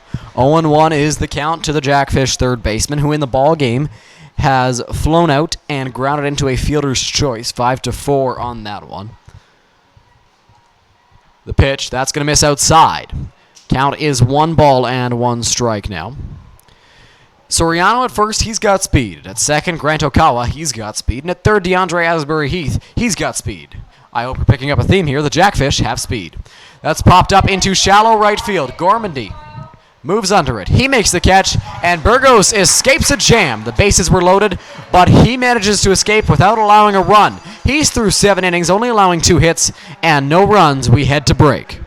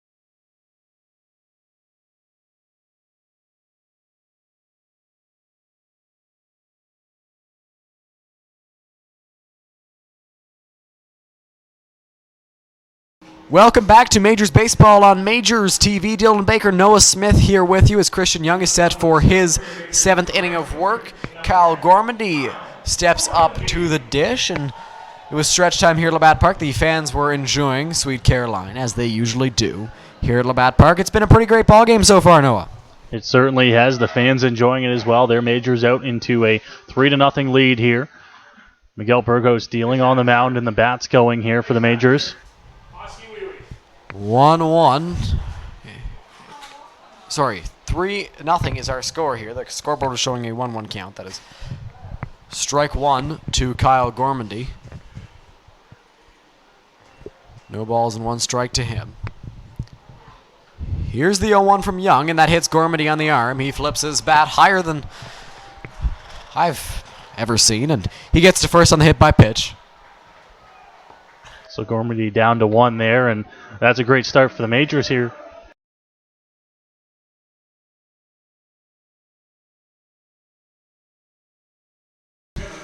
Carlos Arteaga steps up to the dish after the hit by pitch. Gormady advances to first. Not a slow runner, but not a very fast one either, Gormady over there. Arteaga is 0 for 2. Pinch runner. Bobby Diesel, Robert Doyle comes in a pinch run for Kyle Gormady. And so we will see, yes, as you mentioned, a pinch runner. Robert Doyle coming off the bench here, and we saw Gormady come into the game to replace Byron Reichstein, and now we'll see Robert Doyle come into the game to replace Gormady, and likely will slot into the outfield position as well here. Yeah, Doyle can pitch, but he can also play the outfield. He'll come in to pinch run for Gormady. Carlos at the dish. So the Majors will have their third player in that right fielder spot. The pitch, Arteaga squares around a bunt. There's a called strike one. Now the infield was expecting bunt there, Noah, but we've seen that Carlos just squares around on the first pitch no matter what. Yeah, he does. He likes to do that. He's been doing it for a long time, and don't be surprised, though, if he goes right back to it, even though the infield playing in. Look where Pettipies is over at third. Looking over at first is Young. Doyle not moving yet. Infield crashing. Arteaga pulls back. Ball one. 1 ball and 1 strike now. That's a pretty close pitch there on the bottom of the zone. Arteaga pulls back, and luckily for him, it's a ball. So it goes to 1-1 here. Infield's still playing way in here. They'll try to get the force. So for Arteaga here to avoid the force out at 2 and make sure the runner gets over there, he's going to have to make sure this ball gets onto the first base side. Setting is Young. Here's the pitch. That's a breaking ball. That's going to miss low. 1-1. Action in the Jackfish bullpen. Looks like Rich Corrente is warming up, and we were talking to the guys in Welland yesterday. We were hearing that he could be a possible Game 4 starter for them, but he is warming up in the bullpen now. And Dylan, after that pitch right there, we see yet another mound visit here between the battery mates out there. Still having trouble on that one. Looks like maybe possibly even the wrong sign or the wrong pitch thrown. Arteaga's now got himself in a 2-1 count, though. Yeah, hitters count for Carlos, and Rich Corrente, if you do recall, has pitched once against the Majors in the past. That was June 28th. Held them scoreless through 5 innings before the rain came in and ended the ball game. Carlos hits that one back up the middle. Soriano will touch the bag for 1. Hop over Doyle, and Bryce O'Farrell over at first base can't pick it. So they were very close to getting 2. Arteaga didn't square around to bunt there. He swung away, and Wilson Soriano almost turned a nice double play, but Bryce O'Farrell over at first could not pick it. Yeah, that was a good double play turn as Arteaga hit it on the ground right back up the middle there. And really, I think he had a whole lot more time than he thought he did, Dylan, to come up with the throw there. He elects to go with the jump over top of Doyle, and instead it's going to end up with just the force out at 2. So just the force out. Doyle is erased, and that'll bring up Josh Williams.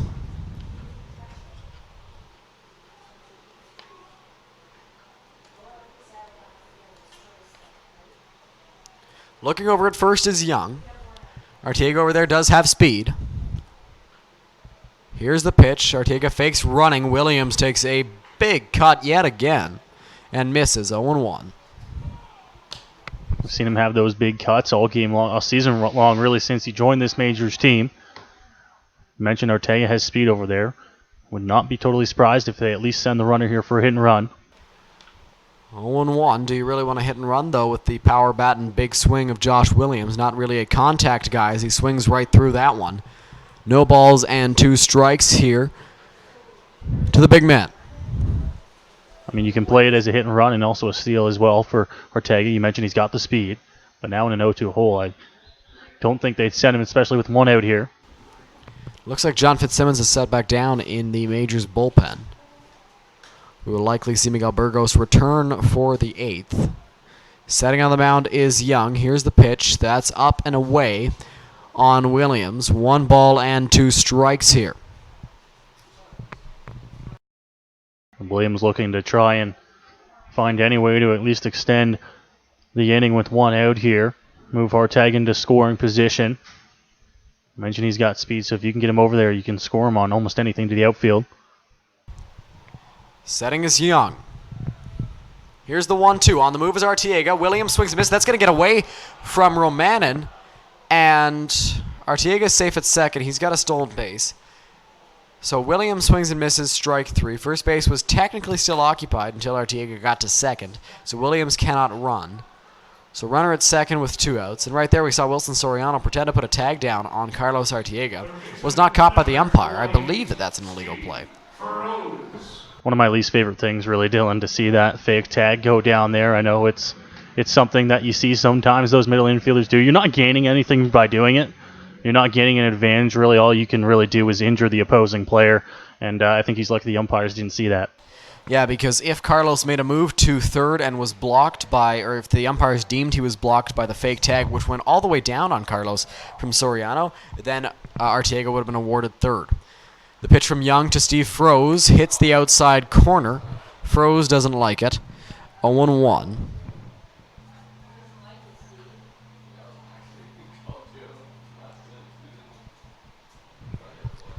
Young looks into the sign from Romanen and now comes set out there on the mound. The break at the buckle and the offering. Froese lines that one. Caught by Bryce O'Farrell at first base. What a play. Bryce O'Farrell leaps up and steals a base hit from Steve Froese. A great play there to end the bottom of the 7th inning. 7 full here complete from Labatt Park. The Majors lead at 3-0. Noah Smith back on the call for the 8th when we come back on Majors TV. Are you looking for that perfect birthday gift this summer? Then make sure you visit the London Majors team store located under the grandstand at home games or online at londonmajors.com. The Major store has lots of different items including t-shirts, game-used jerseys, hoodies, and Collins Majors socks, compliments of Collins clothiers. The Major store also has multiple different styles of London Majors official New Era caps. So make sure you visit us under the grandstand at home games or online at londonmajors.com.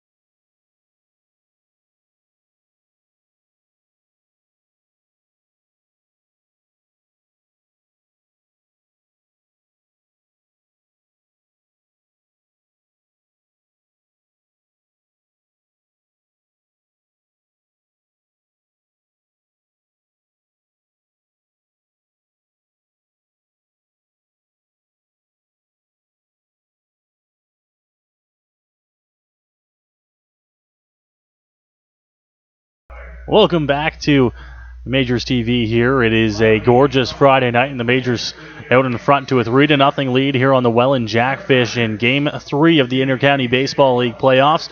Dylan, it has been a fantastic night for that man on the mound out there, Miguel Burgos, who continues now as he's back out to start the 8th inning. He has been phenomenal through 7 scoreless innings. He got into a bit of trouble last inning. Didn't help that there was the error from Yuki Yasuda. The walk could have gone either way because there were some very close calls there on DeAndre Asbury-Heath. So Burgos has been dealing. He's been great through 7, and why not let him pitch the 8th? He will be out there to start things off here in the top half of the 8th inning. Welland Jackfish looking to try and get on the board. That one is swung on and missed, so Burgos does exactly what he needs to do. He gets ahead early here. 0-1 on Brandon Nicholson, who's in to lead things off. Burgos delivery, that one is going to be outside. They'll check down. He doesn't go around, so the count even at 1-1 now on the Jackfish leadoff man. I'm being completely honest with you there, Noah. I thought that pitch was fouled off by Nicholson, but it was not, and apparently didn't even swing.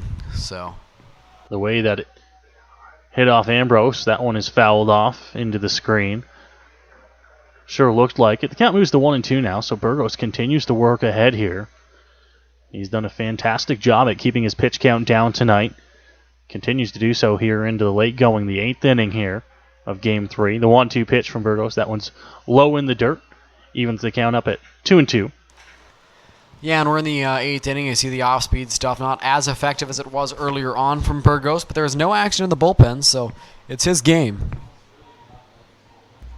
Burgos, delivery, that one just missing low. Pretty good location there on 2 strikes, but a good take at the plate there, and the count moves to full now at 3-2 here, so Burgos in danger of walking the leadoff man. A 3-2. This one's hit hard. It'll get through a base hit. Third hit of the game for the Jackfish, and they have a leadoff man on here in the top of the 8th inning. You know, Brandon Nicholson has hit quite a few of his balls hard so far in the ball game, and that one went over to Izzy Pena in left field, a hard ground ball. So now will be Dadson for the Jackfish, who have a runner on, and that will see the action return to the Majors bullpen. Likely John Fitzsimmons, who could be asked to come in here in the 8th inning and close out the game. Key piece of the Major bullpen. Burgos checks, comes to the plate. It's there for a strike. He gets up on Dadson. No balls and 1 strike. It's the top of the 8th inning, but Miguel Burgos is still painting the corners here. Beautiful work. Checks, deals to the plate. This one's hit on the ground, and it gets through past the diving Steve Froese. And so the Jackfish will have back-to-back hits to lead things off here in the top of the 8th inning. Things will speed up a little bit down there in the Majors bullpen for John Fitzsimmons. But Burgos in a little bit of trouble here to start the 8th. Yeah, you know what? I honestly think that if Steve Froese didn't dive and stuck his glove out there, maybe he makes the play. But he tried to make the diving stop, and he could not. Now we'll call time talk to his pitcher, as we can confirm it is John Fitzsimmons warming up. Brent Wales went out there to talk to him and tell him to get warm, as Steve Froese buys some time for him to get warm in the bullpen and talks to try and calm down his starter. It's a situation here where, and now Brent Wales will take the time out to come out and talk to Burgos.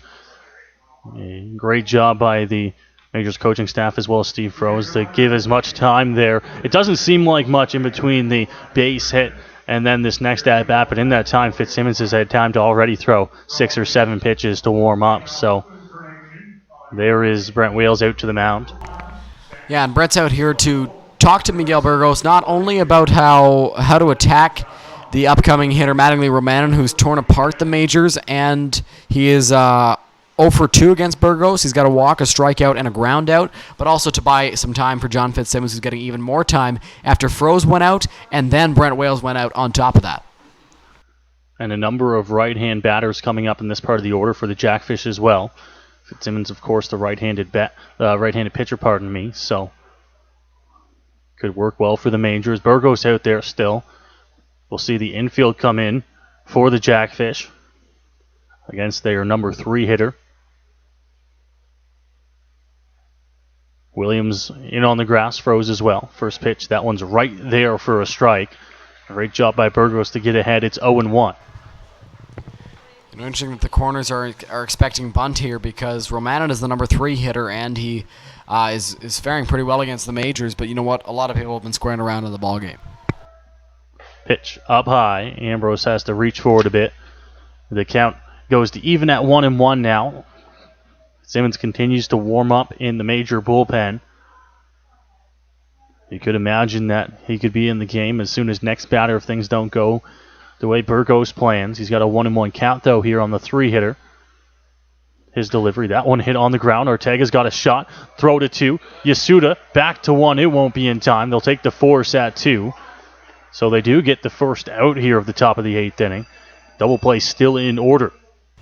Yeah, good play there by Carlos Artiega, getting that and keeping it in front of him, firing it over to Yuki at second for the first out. Mike Ambrose going to give his defense some signs here. Manager Rube Chanardad looked at Brent Wales, talked to him a little bit about whether he should go out to the mound or not. Right now, a good pitch, ground ball for Burgos would get him out of the inning, but it looks like Rube is making the slow walk to the mound now. So it looks like that will be it for Miguel Burgos on what has been a fantastic night for him, a fantastic start here in Game 3 of the IBL playoffs. Manager Rube Chanardad will go out there, shake his hand, take the ball from him. His teammates, his infield, thanking him for a fantastic start. Ambrose hugs him up, and he's going to exit here to a loud cheer from the hometown London Majors fans, many of them on their feet applauding Miguel Burgos and his fantastic start. Phenomenal outing for Miguel Burgos out there for the majors. 7 1/3 innings, 4 hits, no runs yet. The runners on the corners are both his responsibility. John Fitzsimmons comes in the game. He's been lights out for the majors so far this season. Interesting to see how he will fare against the number 4 hitter in the order, Bryce O'Farrell here. I don't believe that O'Farrell has seen Fitzsimmons yet, but we'll see how O'Farrell does against the hard-throwing righty who gets a few more words in with Mike Ambrose. So Fitzsimmons will come out of the bullpen here, likely to try to finish up this ball game here for the majors with runners on the corners, 1 out here in the top of the 8th inning. We'll take a quick break. When we come back, we'll continue here from Labatt Park in Game 3. Are you looking for that perfect birthday gift this summer? Then make sure you visit the London Majors team store located under the grandstand at home games or online at londonmajors.com. The Major store has lots of different items including t-shirts, game-used jerseys, hoodies, and Collins Majors socks, compliments of Collins clothiers. The Major store also has multiple different styles of London Majors official New Era caps. So make sure you visit us under the grandstand at home games or online at londonmajors.com. Welcome back to Game 3 coverage here on Majors TV.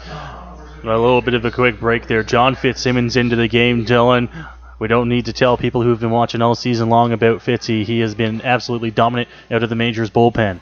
Yes, he has a 0 ERA throughout the regular season. The 2 runners on base are not his responsibility.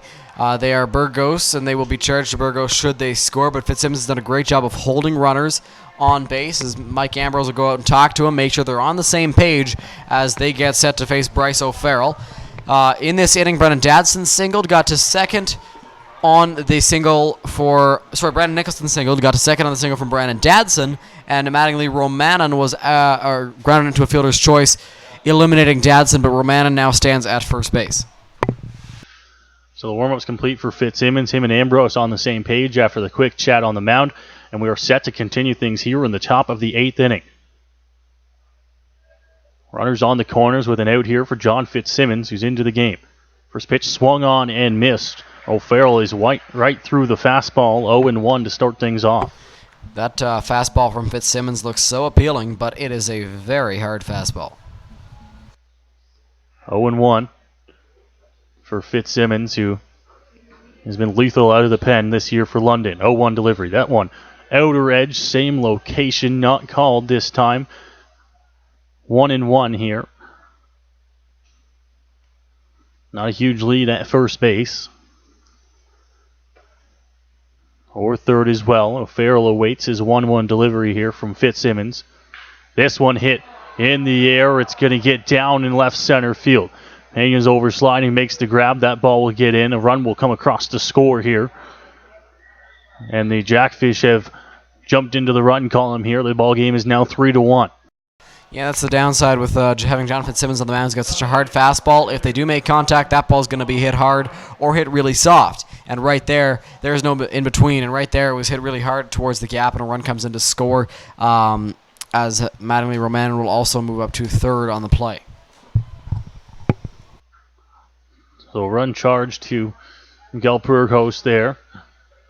Fitzsimmons still looking to get out of the inning. This pitch right there, not called. A little bit high in the zone. The count moves to 1-0.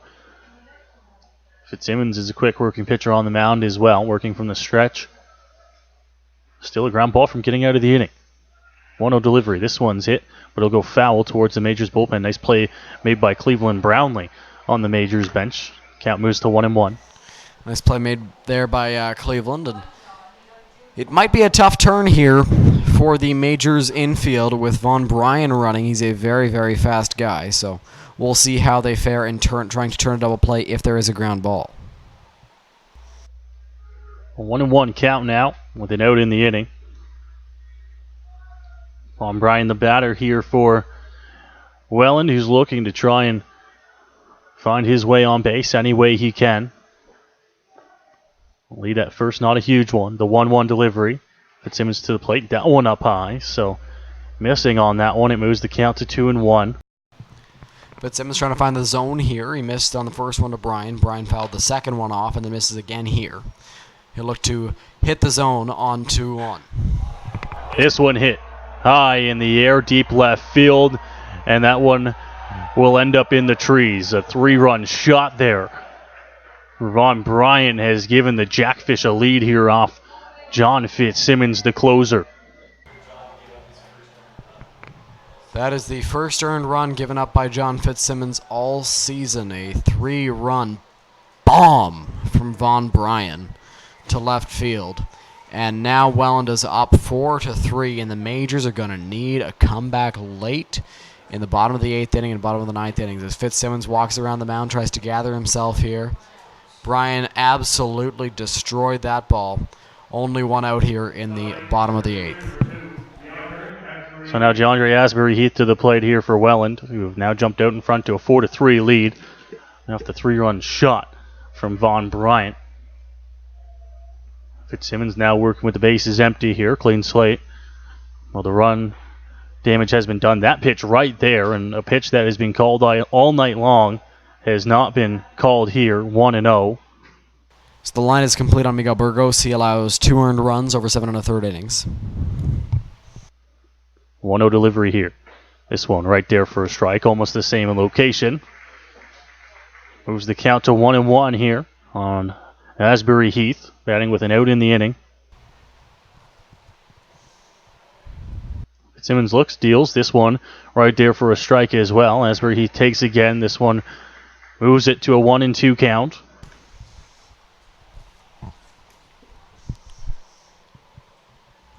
Some more action stretching in the Majors bullpen. This one right there, inside. 2 balls, 2 strikes. A couple of arms getting loose down in the London Major bullpen. Brandon Valentine, one of them. 2-2 delivery from Fitzsimmons. That one right there, called strike 3. Asbury-Heath did not take the bat off his shoulders, and he'll head back to the dugout on a called strike 3. Yeah, that's strange from Asbury-Heath. Usually a pretty aggressive bat, but right there, he did not move it off his shoulder, and it was a called strike 3. He's down on strikes. So now Grant Okawa to the plate here, came into the ball game in replacement of Andrew Mercier, designated hitter. Now having to face off against a tough right-handed closer. This one hit.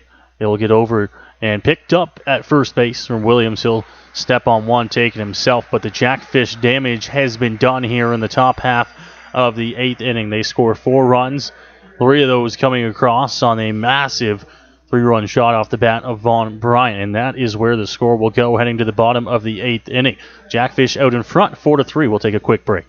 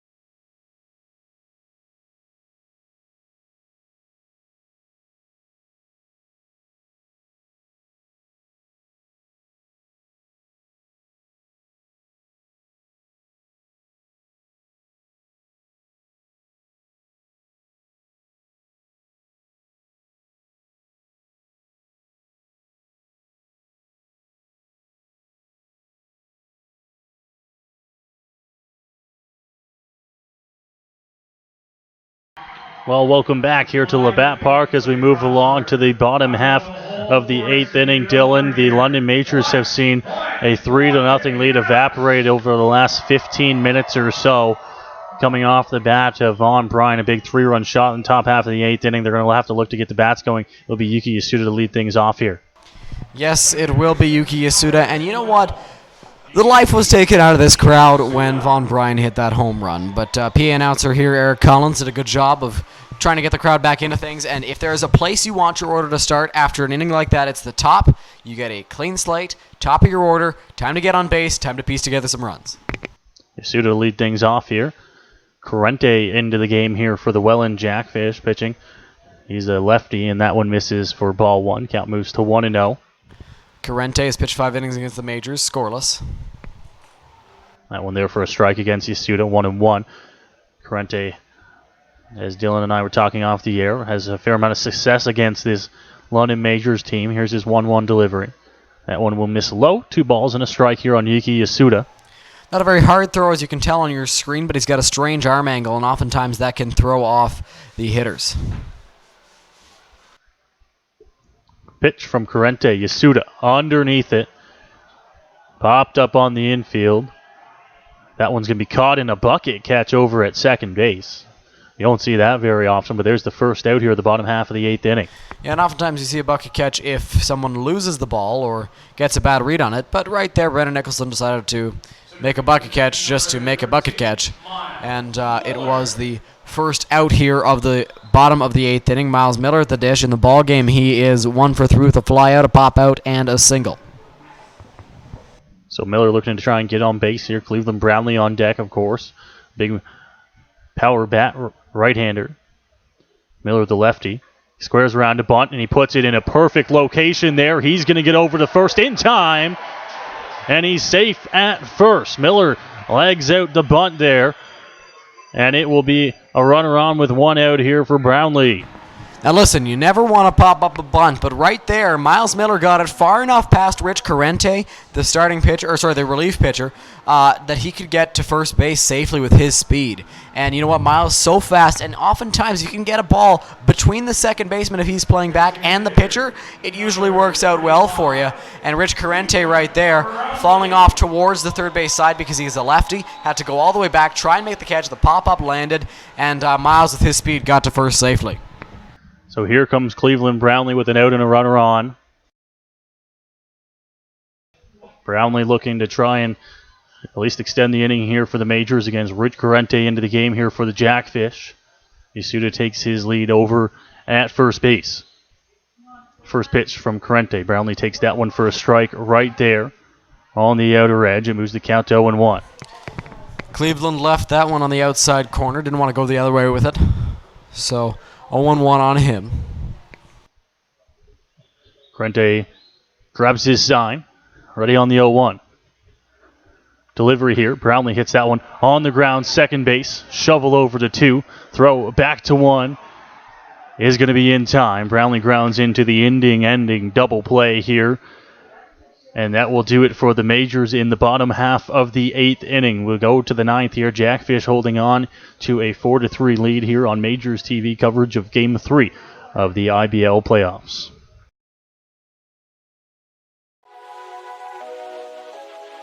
Chances are, if you've been out to a London Majors game this season, then you've noticed all the advertisements around the field. If you're wondering how you can get your business involved, then reach out to us and we can put you in touch with Angela at angela@londonmajors.com. We can help you find innovative ways to help your business grow with the London Majors.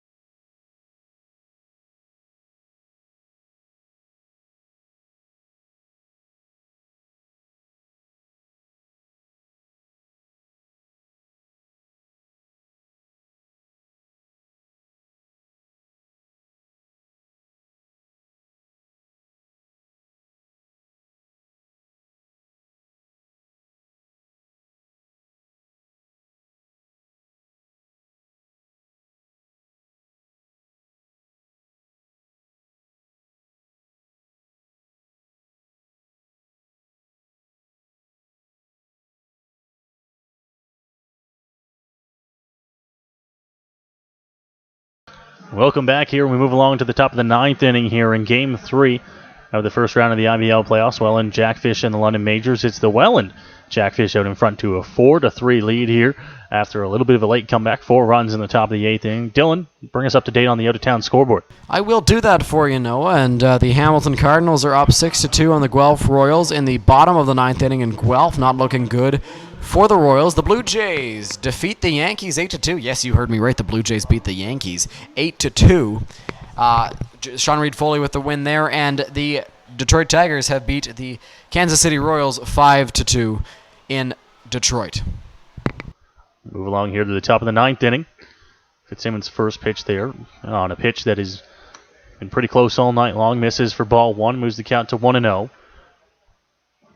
Crowd a little bit quieter here in London after the 4 spot in the top of the 8th inning for Welland. And then the inning-ending double play in the bottom of the 8th. This one hit. It'll get through for a base hit into right field, and the Jackfish will have the leadoff man on here to start the 9th inning. Not your ideal start to the 9th as Wilson Soriano hits that one hard through the right side for a base hit. It seems like the Jackfish have come ready to hit Fitzsimmons. They certainly have since he came into the game, seeing the ball well. That one gets through for a base hit for Soriano.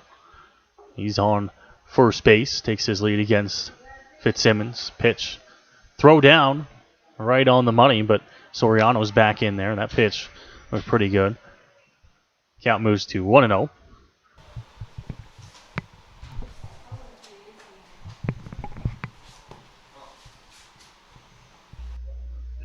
So Fitzsimmons will have a look there, step off before stepping back onto the mound here and grabbing a sign on the 1-0 pitch.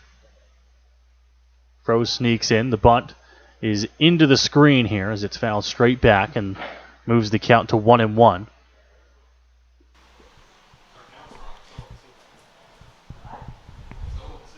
Pardon me, the count moves to 0-2 there. Looks like they did call that first pitch a strike, although it didn't look like he gave any indication here, Dylan.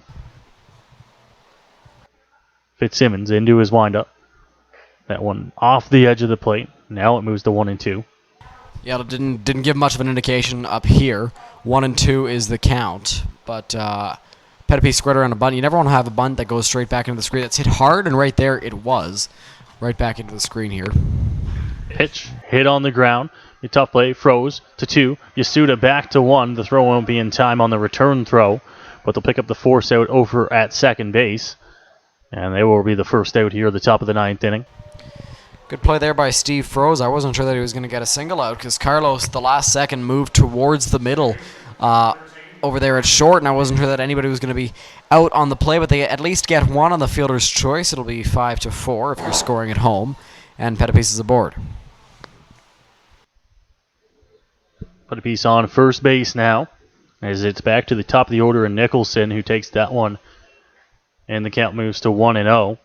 Good eye at the plate here. The Jackfish looking to add some insurance runs here in the top of the 9th inning. They got the leadoff man on before the fielder's choice. Pitch. This one fouled straight back into the screen as well. Evens the count at 1-1. 1-1. Interesting to see if Fitzsimmons comes with an off speed. 2 fastballs so far. That one fouled straight back at the screen, and similar to the one we had yesterday. Pitch, that one's in the dirt, gets past Ambrose, rounding, and thought he had a chance at going to third there, but Ambrose was quick to get back to the screen.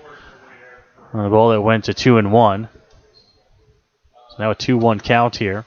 I believe it's going to be ruled a stolen base as Pettipice was almost at second base when that ball got past Mike Ambrose. Took a hard turn, thought about going to third, but Ambrose got that ball quick enough that he could that he was stopped over at second base. So now a runner in scoring position here for the Jackfish. 1 out. Pitch from Fitzsimmons. This one hit on the ground. Up the middle. Past the diving Arteaga. Millar, center field. Strong throw in is not going to be in time and offline as well. Moving up into second base is Nicholson. And the Jackfish will tack on a big insurance run here in the top half of the 9th inning. Big insurance run there for Welland. Drove that one up the middle.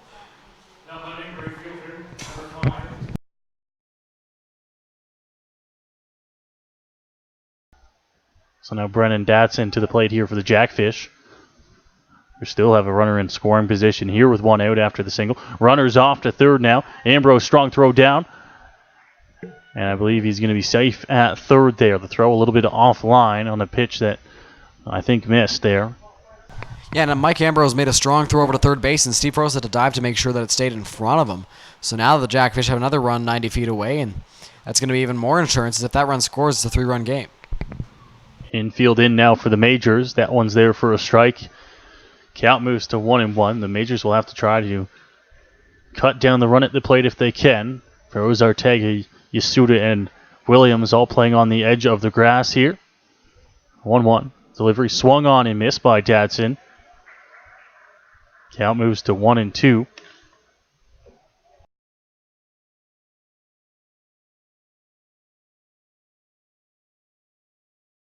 So 1-2 here. Big chance for Dadson to try and push across yet another insurance run. 1-2 delivery. This one hit, but will be fouled down the third baseline towards the Majors bullpen. Count will stay at 1-2. Seems like Brandon Dadson is late on the pitches from John Fitzsimmons here. And the scoreboard on your screen says 4-3. It is 5-3 here in the ninth.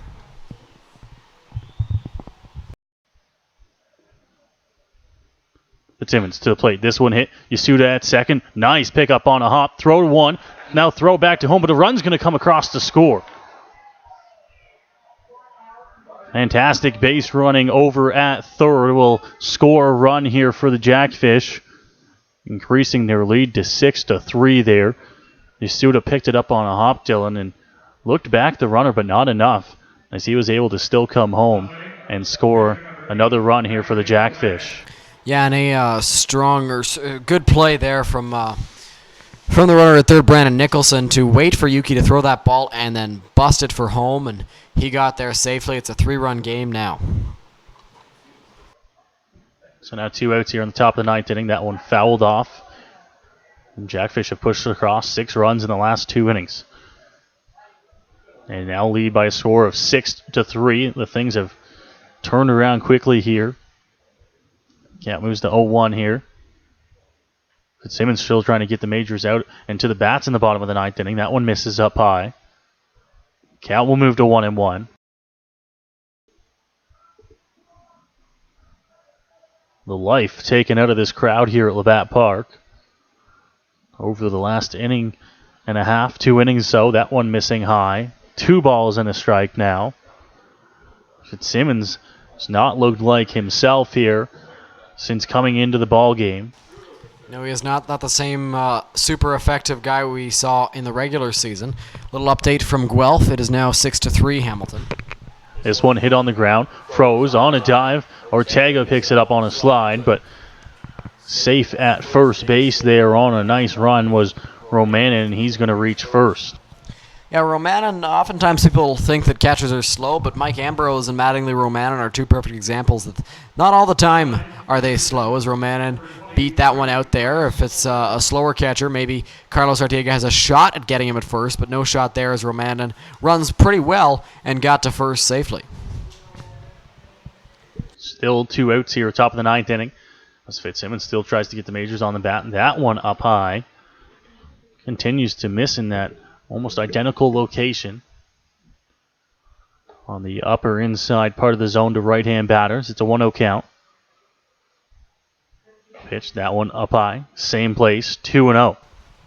Yeah, John Fitzsimmons just seems to be missing high, and I don't know if he's maybe not finishing his pitches right now, but everything's been missing high, and the pitches that have not missed high, the Jackfish certainly haven't missed.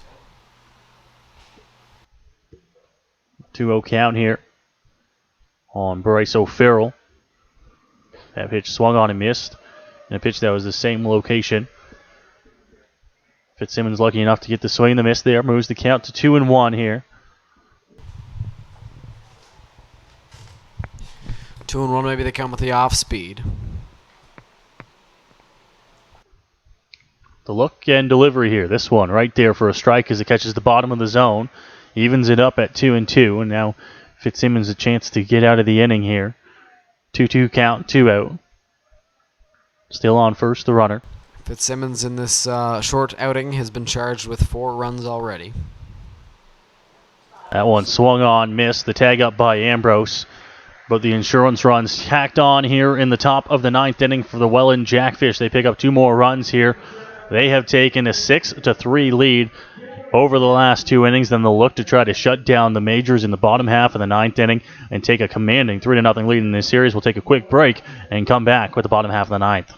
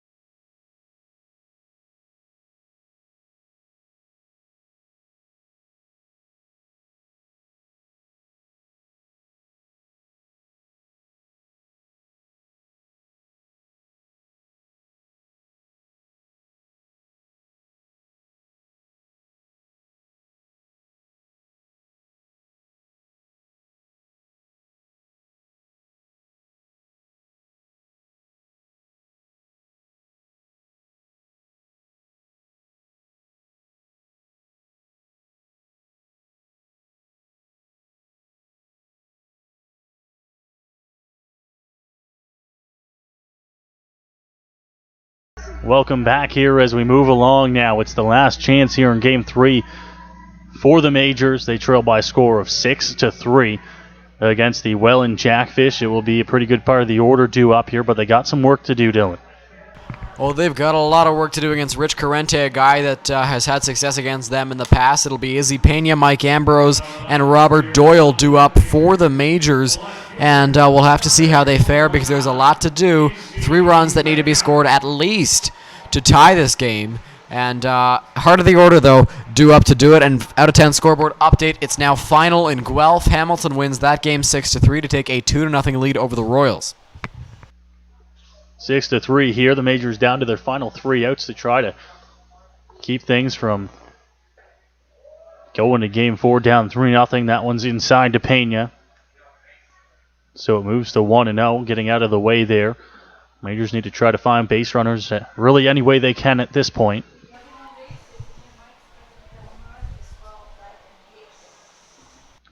Pena back into the box here.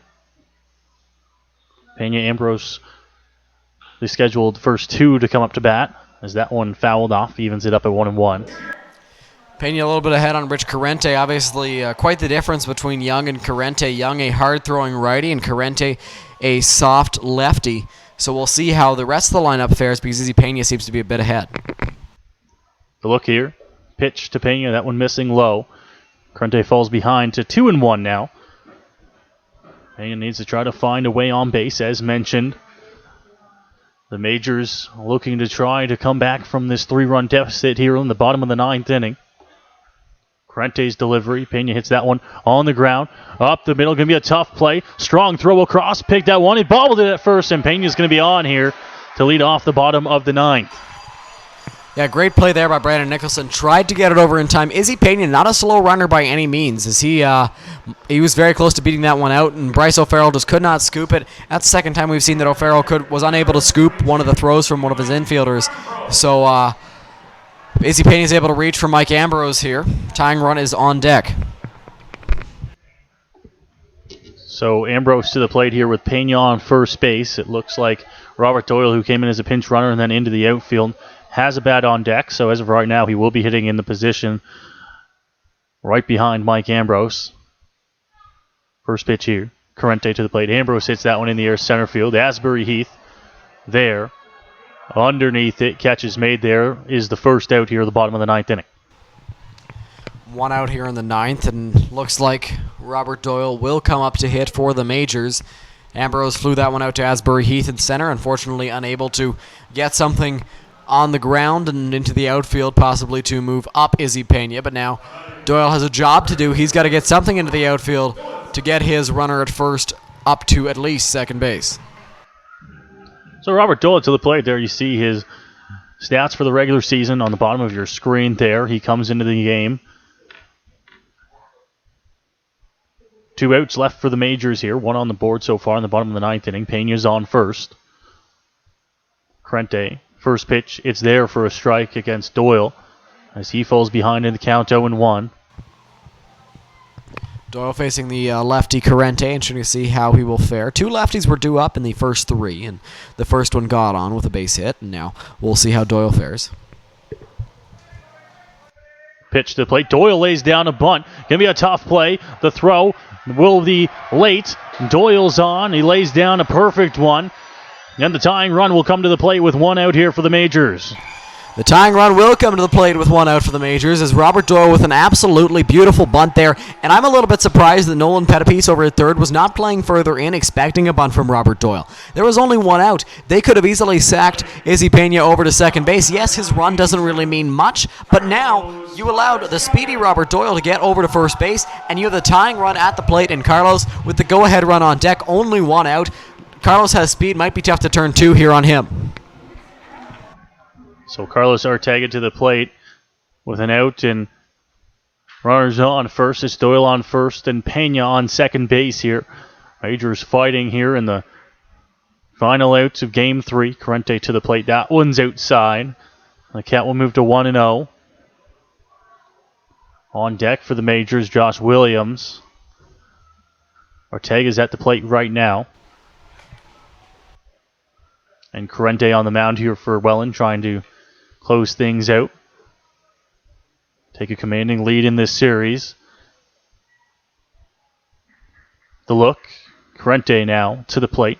Ortega takes that one. It's right there for a strike. Things go to 1-1 in the count.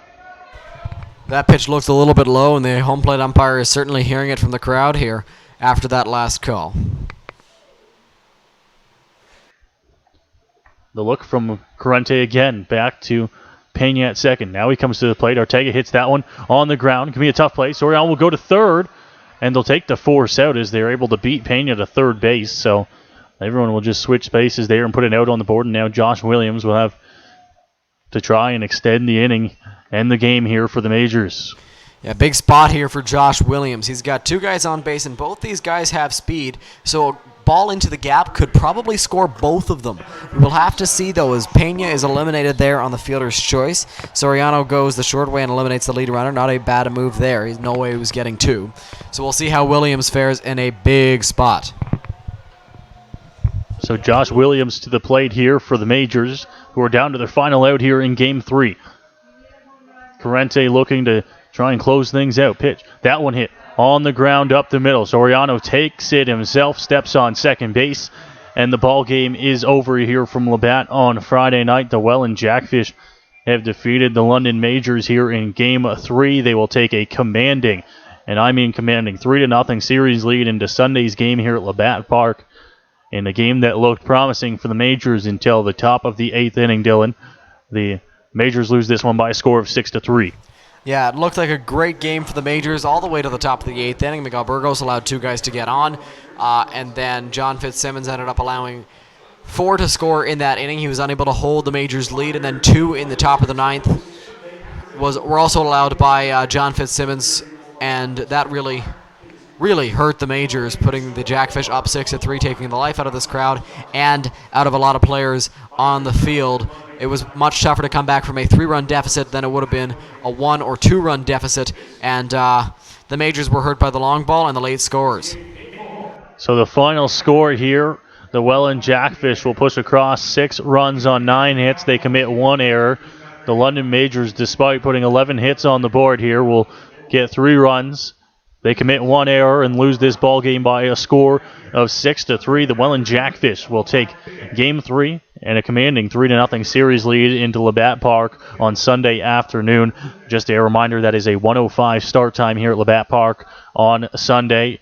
Both myself and Dylan on the call again as the London Majors look to avoid elimination and keep their season alive here on Sunday afternoon. We thank you for watching. Everyone have a safe drive home if you are at the park.